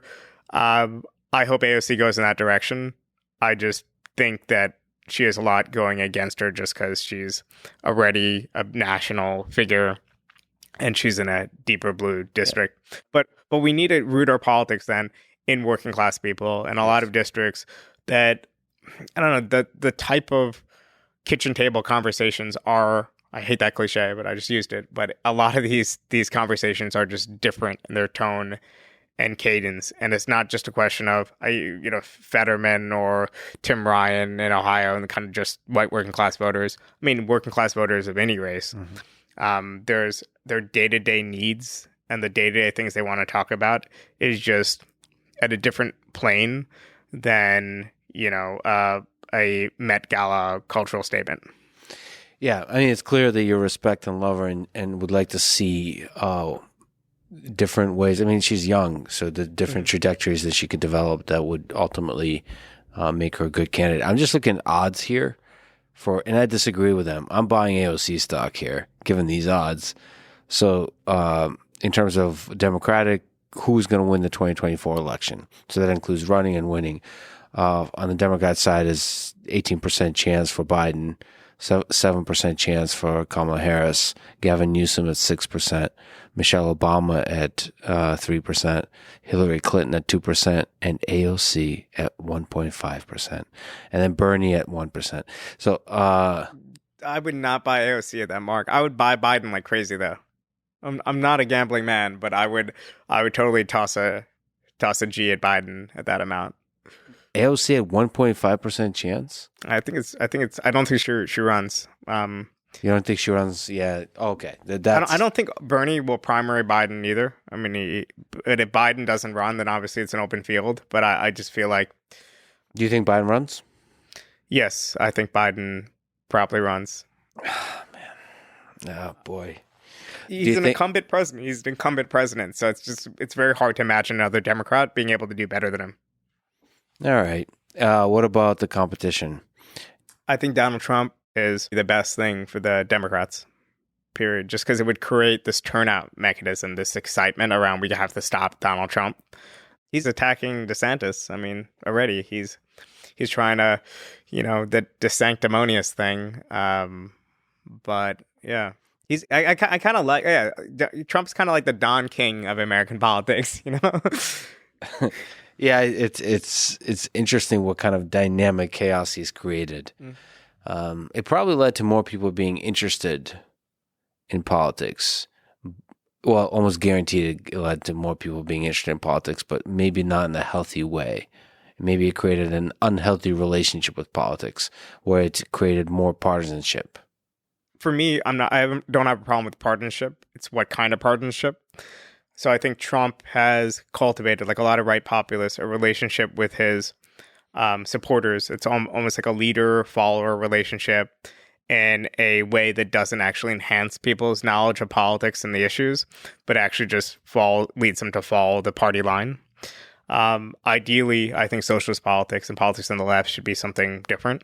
Eugene Debs, the great American socialist leader of the late 19th and early 20th century, used to say, I'm not your Moses. I can't promise to lead you to the promised land, because if I can lead you there and you just follow me there, someone's just going to lead you straight out as soon as I'm gone. And I think there's something nice about that kind of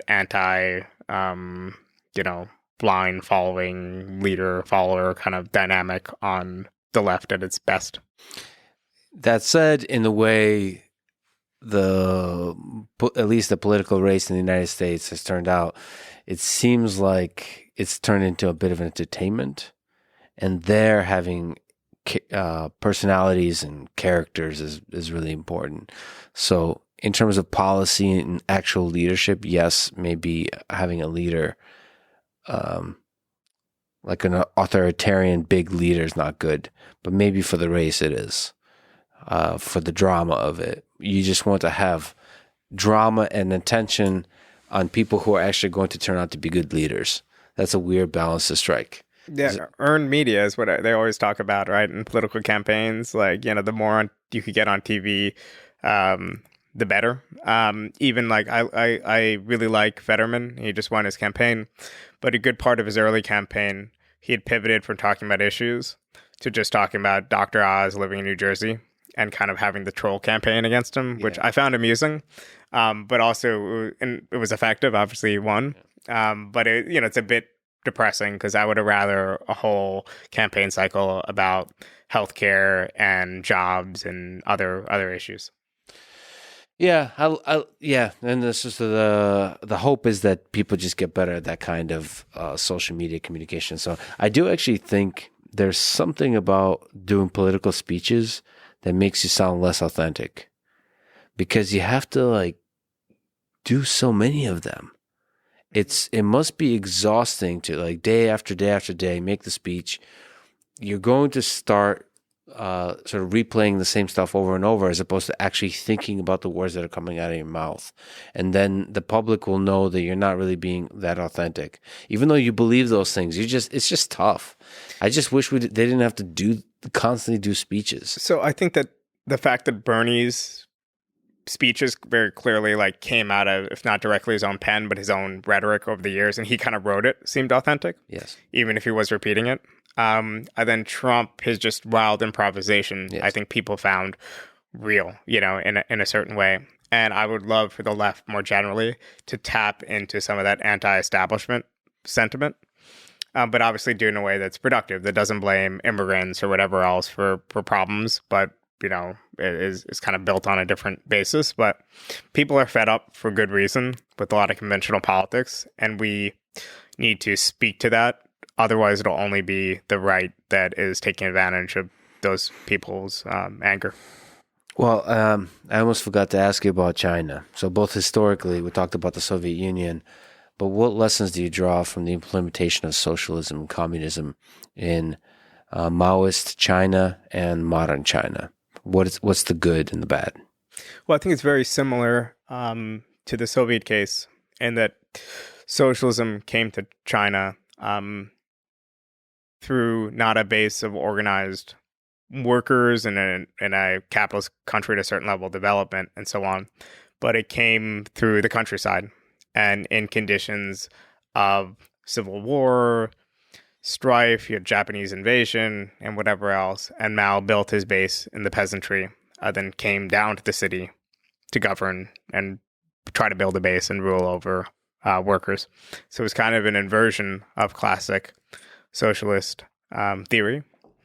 Now, the same thing that I said before about Stalin and assessing the Soviet Union has to apply here, because obviously, I oppose authoritarianism, and I obviously there's all sorts of moral condemnations I should do, but to look at what the Chinese Communist Party actually accomplished, I think we kind of need to take a step backwards from our moral opposition to the means in which they accomplish it and just look at it developmentally. China benefited greatly from the Communist Party's implementation of basic education and healthcare.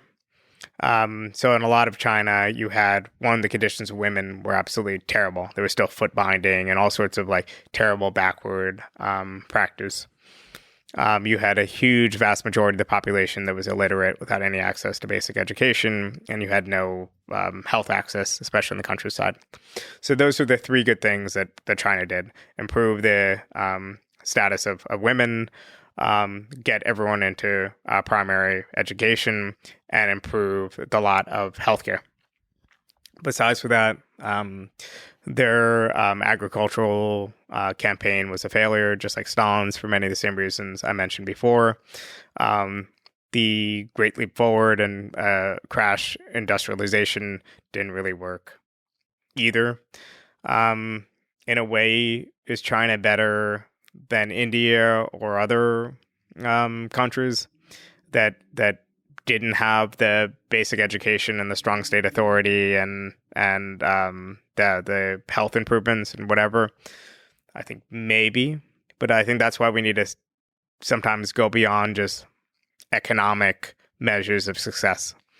Because if you told me tomorrow the U.S. will grow at 3% if we maintain democracy, but it'll grow at 8-9%, everyone will be wealthier if we move to some sort of authoritarian government, I think you're asking the wrong question if you're going to make your decision based on growth, right? Because it has to be based on some sort of principle.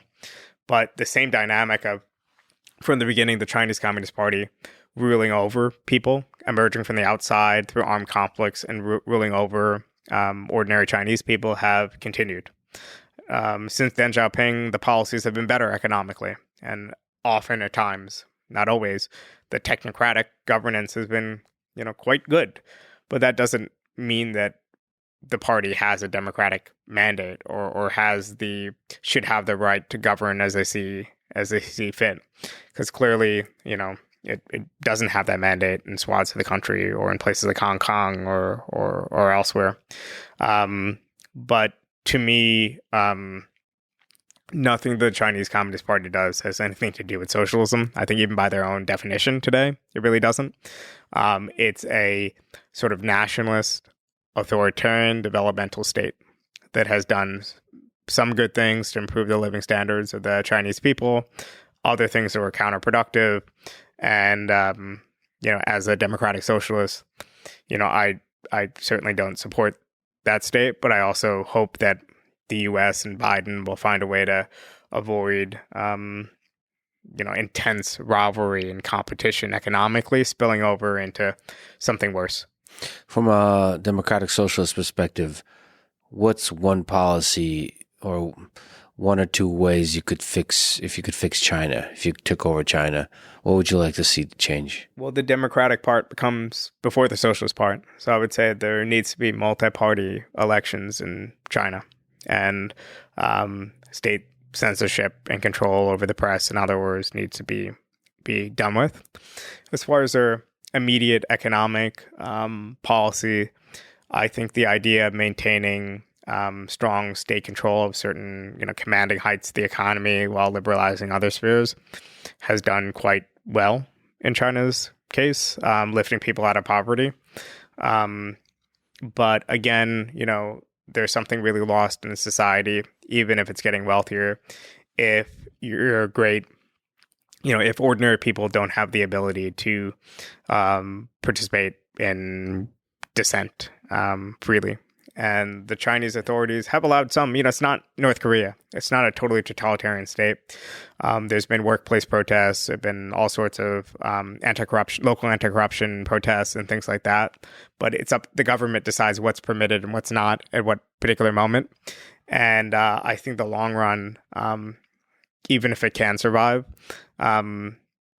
there's a better way to do things, which is just quite simply a democracy. The thing is, though, the lessons of history that China is looking at, there's this dark aspect. So building on top of the fact that it seems like under Stalin and under Mao, under Stalin, the Soviet Union, and under Mao, China has seen a lot of economic growth. And then one dark aspect of that, while under the Great Leap Forward, you have, upwards of 70 million people dead. Today, I think there's a large number of people who admire Stalin and admire Mao. What they admire is the stability and the strong leadership. So, there's a lot of people who miss the Soviet Union, right? The reason why they miss it is that it was a system they knew. It provided the basics of their livelihood. Then afterwards, like look at Russia in the 90s, people were in chaos. The Communist Party had a huge amount of support democratically. Anti-democratic measures had to be taken, ironically, against the Communist Party to keep it from regaining more of a foothold in Russia. But we don't need that trade-off. We could have a form of imagine if Russia went to a system closer to social democracy that maintained the stability that people wanted, the welfare state that people wanted, but restructure the economy in not a shock way, but in a way that made sense and that ordinary people felt ownership of, instead of just oligarchs who were former Communist Party bureaucracy just dividing up the country for themselves. I think the same thing in China. Like, first of all, certainly from the West, the U.S. government and people in the U.S. should have no say over what should happen in China, right? The Chinese Communist Party has more authentic authority than any of us do in the country. But, I think that the fears of stability that a lot of Chinese people have, why I would imagine that even in a democratic election, the Communist Party might have majority support, is because they fear the unknown. They fear collapse. That was one of the big lessons of the Soviet collapse, right? Do you want China divided into 5, 6 states? Do you want economic turmoil? Do you want mass immediate privatization? Do you want whatever welfare state you have destroyed, and so on? I think people are right to have those fears, but there's a different route towards democratization that maintains stability, right? There's different routes that you could have, democracy. Not every country had to go down the route of Yugoslavia and the USSR and so on. You are the founder of the magazine Jacobin, of which I am a subscriber. I recommend everybody subscribe, whether you're on the left or the right. The magazine does tend to lean left. Does it officially say it's socialist? Yeah, we're a socialist publication. We try to be interesting. So we try to have articles that kind of have debates and contestation and whatever else. But we're all socialists. Well, it's a lot of really interesting articles. So I definitely recommend that people subscribe, support. I only like the product of the 21st century, only subscribe to the digital version. But I guess there's also a paper version. Yeah, there's 70,000 subscribers in print. In print? Yeah. Does it come on a scroll? I don't even know. Do they even publish paper magazines? I'm gonna mail you a bunch of copies. No, it's perfect bound. It's long issues. Our Jackman's publisher, Remake 4, recently did a redesign of the publication, so it looks really good. It's it's up there in the design award competition range. It's nice. Good, yeah. It's sexy. Yeah. I can show it off to all my friends. Look. Put it in your coffee table. You don't even have to read it. First, I need to get a coffee table. But yes, I'll get both. That's what respectable listen, I've upgraded my life. I haven't had a couch, I don't think, ever. So I got a couch recently because somebody told me that serious adults have a couch. And I also got a TV because serious adults have a couch and a TV. And as you see, it's been here for many months and I still haven't unboxed it. So I'm trying to learn how to be an adult, looking up on YouTube how to be an adult and learning slowly. After that, I'll look into this whole leisure thing. Anyway, what's the origin of Jacobin? What was the idea? What was the mission? And what's the origin story? So I started Jacobin when I was between my sophomore and junior year of college. Basically, I was already a socialist. I was involved in the Democratic Socialists of America. I was in the youth section, the Young Democratic Socialists. I was editing their kind of youth online magazine called The Activist back then.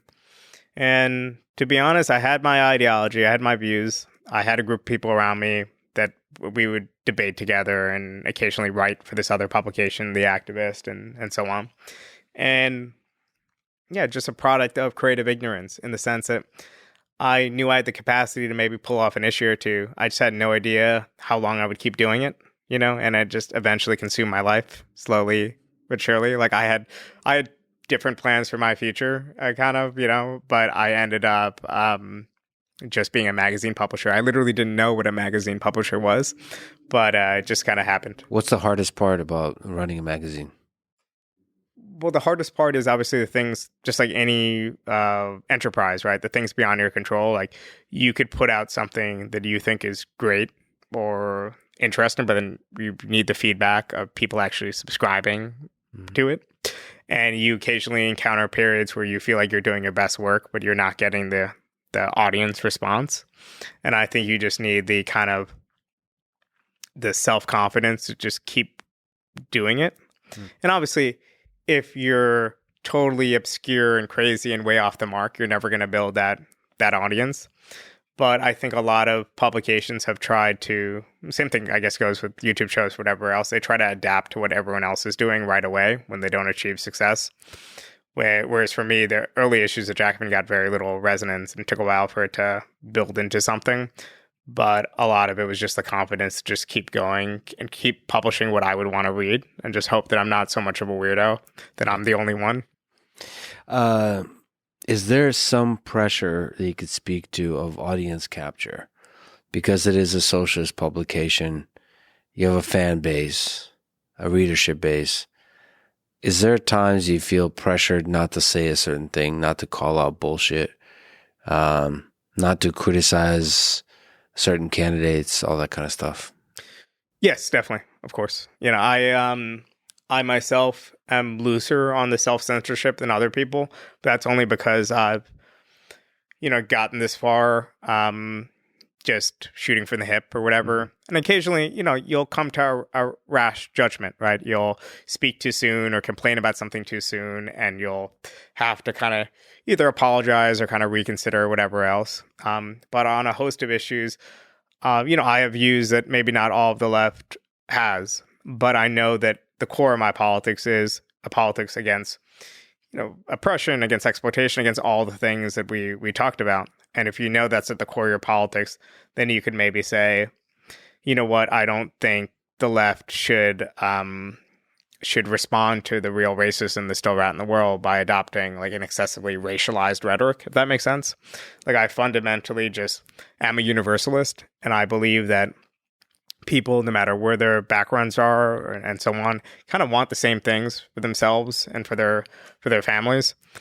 And I feel like a lot of the left, or some of the left, not even the far left, more like the center left, has adopted kind of a stance saying, oh, we need to talk about white privilege, or, white Karens, or white guys, or old white guys doing this or whatever else. And to me, it's not only wrong in a moral sense, but it's counterproductive. Because the last thing I want is a young white teenager who, feels unrepresented politically and wants to be a part of maybe even the left, to feel like, oh, I should think more about my identity. No, the whole point of anti-racist politics is that we want to live in a world where, me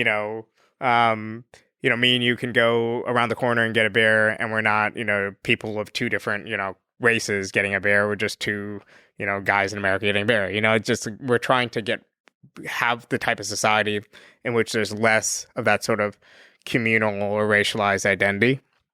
And that was the whole point of a whole generation of anti-racist struggle. But now we seem to be kind of reifying it in the media and in culture and in politics. And that's one issue where I've been kind of banging the drum on this to the point that it's annoying in certain parts of the left. I don't think there's maybe extreme opposition among socialists, but it's more like why do you keep focusing on this? Let's focus on our real enemy, the right, instead of criticizing, this part of... No, I think it's really, I'm really glad you exist. I'm really glad you're beating that drum, because I think that's one of the reasons that the left has not had a broader impact, or is not heard by more people that could hear its message, is because the othering of, like, as if there's two teams, as if it's black and white, as opposed to there's a common humanity and a common struggle amongst all of us. You also wrote the book that we mentioned a few times, The Socialist Manifesto, The Case for Radical Politics in an Era of Extreme Inequality. What's the framework? What are the key ideas of the book? So a lot of it's a look at socialism's past, present, and future, basically. So a lot of it is historical. The opening chapter uses a pasta sauce factory as a way to explain certain Marxist concepts, but also a theory of change, like how we get from, let's say, pure capitalism to more regulated, unionized and social democratic systems, and then beyond social democracy into my vision of socialism. That's kind of the first little bit. It's like a visionary kind of like look at the future of socialism. But then I try to explain why some of the past socialist movements have gone wrong. Because I think we can't take for granted. I think a lot of people want to live in a different or better society, but they look at past examples and they're skeptical. And I think there's good reason for skepticism. So I try to explain both the successes of certain systems like social democracy, but also what happened in Russia, China, and kind of more of a historical overview. Then the book kind of ends in the present. It ends with looking at the Bernie Sanders campaign, why it resonated, looking at some of the problems facing the US, the UK, other advanced economies, and why I think the socialist message is still relevant. Because for the longest time, I'm 33, I became a socialist as like a teenager. And for the longest time, it seemed like I was just a member of a historical society, keeping alive an idea that nobody was interested in anymore. And now, it's heartening to see more young people interested in the idea. But we actually need to, I think, have a clearer sense of what we stand for and how we make our movement, like it used to be, more rooted in the working class. So if anyone rewinds the tape, they go to when we first started talking about early socialism, when I was talking about the German Social Democratic workers' movement or all these different early parties. I think at various points I use the word worker and socialist movement interchangeably because, in fact, at the time it was pretty interchangeable. Socialism was the ideology that had the appeal of the working class movement. You couldn't really separate between the two. Now, obviously, socialism is like a fringe ideological current among a very small minority of the working class, which is fine. But we need to get to the point, I think, ideally, where when people talk about unions and people protesting and social movements and socialism, they all kind of are one and the same as part of the same broad movement. How did you become a socialist? What was the personal story where the idea took hold in your mind? So I'm the youngest of 5. I was the only one of my family born in the United States. So it was very obvious to me that my life outcomes were very different than life outcomes of my siblings. So my 3 older siblings, didn't go to college after high school. Some of them got their degrees, much later on as adults. But I was, from a pretty young age, had access to a great public school district and was put on the track that you're going to go to college. This is kind of the outcome. And like I said, even my grandmother was illiterate. My mom didn't have a lot of educational opportunities early, in her life. She actually graduated from college the same year I did. So she later got her kind of degrees and whatever else. But to me, it was obvious that so much of my life outcomes weren't just a product of hard work or my family sacrifices, because of course I had the same family as my siblings, but the product of state institutions helping out, evening things out, public school district, public library, like all sorts of after school programs. All that was the domain of the state, and I really benefited from it. So in a essence, my core was this social democratic belief the state should redistribute a bit, build public institutions, and be an equalizer. Now, how I became a Marxist and a socialist was much more random. I was just intellectually interested in it. And eventually I kind of merged the two together, where I merged together my more pragmatic and practical interest in day-to-day concerns and reforms and so on, with my loftier intellectual interest in Marxism into, the politics I have today, which I try to kind of balance and do both. And I think a lot of socialists in the organization that I joined as a teenager, the Democratic Socialists of America and elsewhere, try to do the two, try to maintain some sort of balance between here and, our vision of the future. What do you think Marx would say if he were to read your book, Socialist Manifesto, and do a review? So I think Marx would say that my vision of a socialism after capitalism maintains key elements of what he would of the commodity form. So a lot of what Marx was concerned about was what markets do to human relationships in a negative sense. His early writings especially focus a lot on the alienation of labor. My vision of socialism, at least in the near term, a lot about it is about decommodifying certain sectors, so reducing the market in certain sectors and reducing alienation, but not eliminating it. It is about eliminating exploitation and oppression. So knowing Marx and knowing how critical he was of certain other socialist strands and tendencies, and he would often write very snarky notes and letters to people like Engels being like, this guy, LaSalle, he's a total asshole. Mm-hmm. Then he would send a separate note to LaSalle saying, hey, can I borrow $5,000? Like, this is actually true. He did the both. He did the both, I think, the same month. So he would be really good at Twitter is what you're saying. Oh, he would be the best at Twitter. And also he was a journalist before with his work for the New York Tribune. He was very clever, very snarky. He would be awesome at Twitter. I think him and Elon would have good back and forths. But I think it would be critical of some parts. But I think the strangest part for him would be reading the historical sections and seeing the way in which his ideas, which was fundamentally ideas about human emancipation, were used for evil, for hardship, in ways that did the opposite of emancipated, but in some cases, enslaved people. And I think he would have definitely not want to be associated with them. He probably would rather be associated with me than them, but even then, only begrudgingly. What advice would you give to young folks in high school, in college, how to have a career they can be proud of or how to change the world?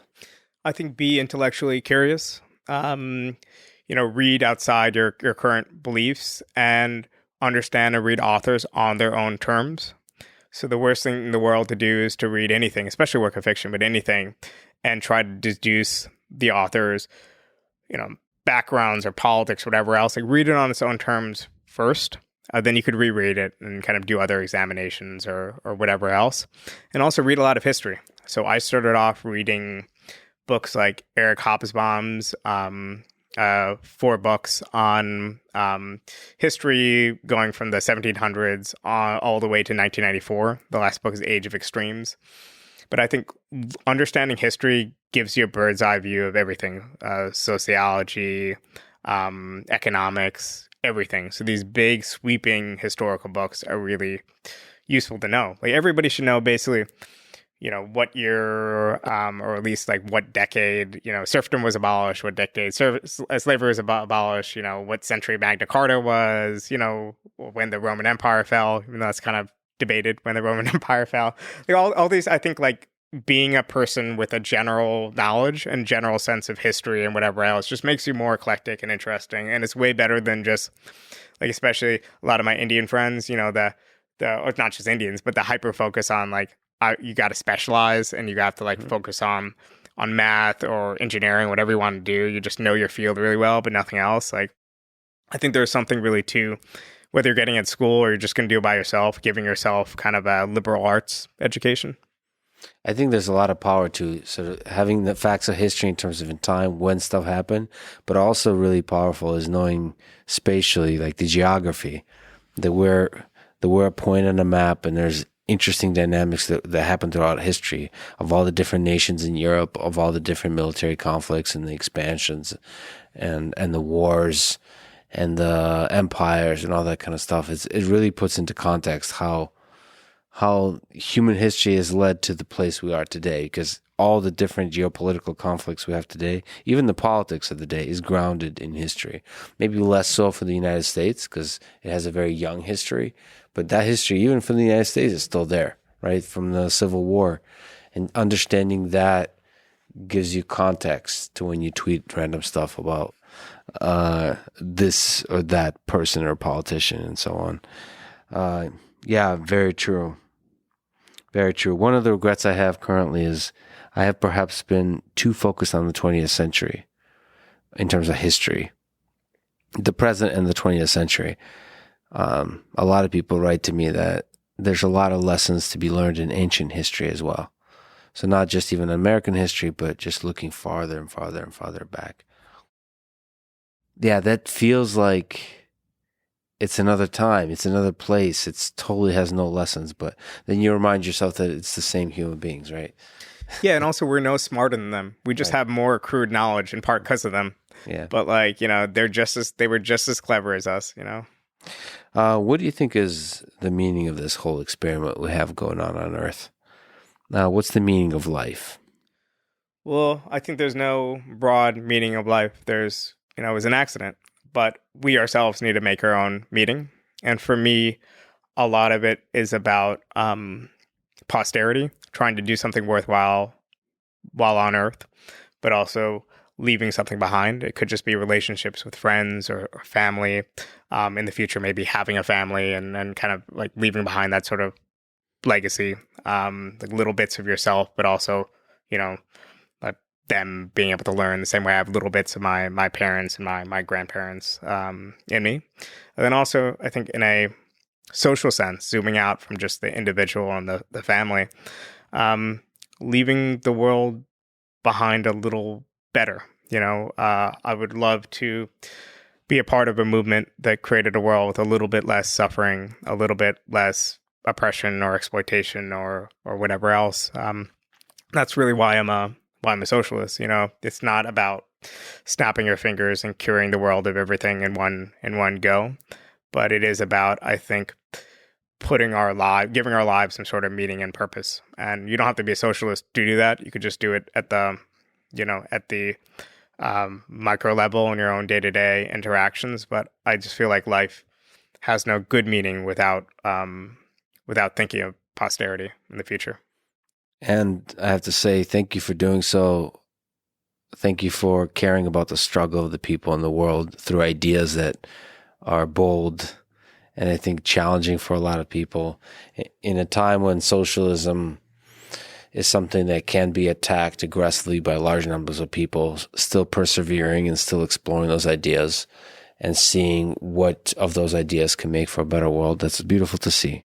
Bhaskar, thank you so much for talking today. Thank you for all the work you do. I can't wait to see what you do next. I appreciate it. And thanks for keeping an open mind with these conversations, and to your audience too. It's nice to have a space where, people can debate and think at length and don't have to worry about soundbite culture. Thank you, brother. Thank you for listening to this conversation with Bhaskar Sunkara. To support this podcast, please check out our sponsors in the description. And now, let me leave you with some words from Karl Marx. Democracy is the road to socialism. Thank you for listening, and hope to see you next time.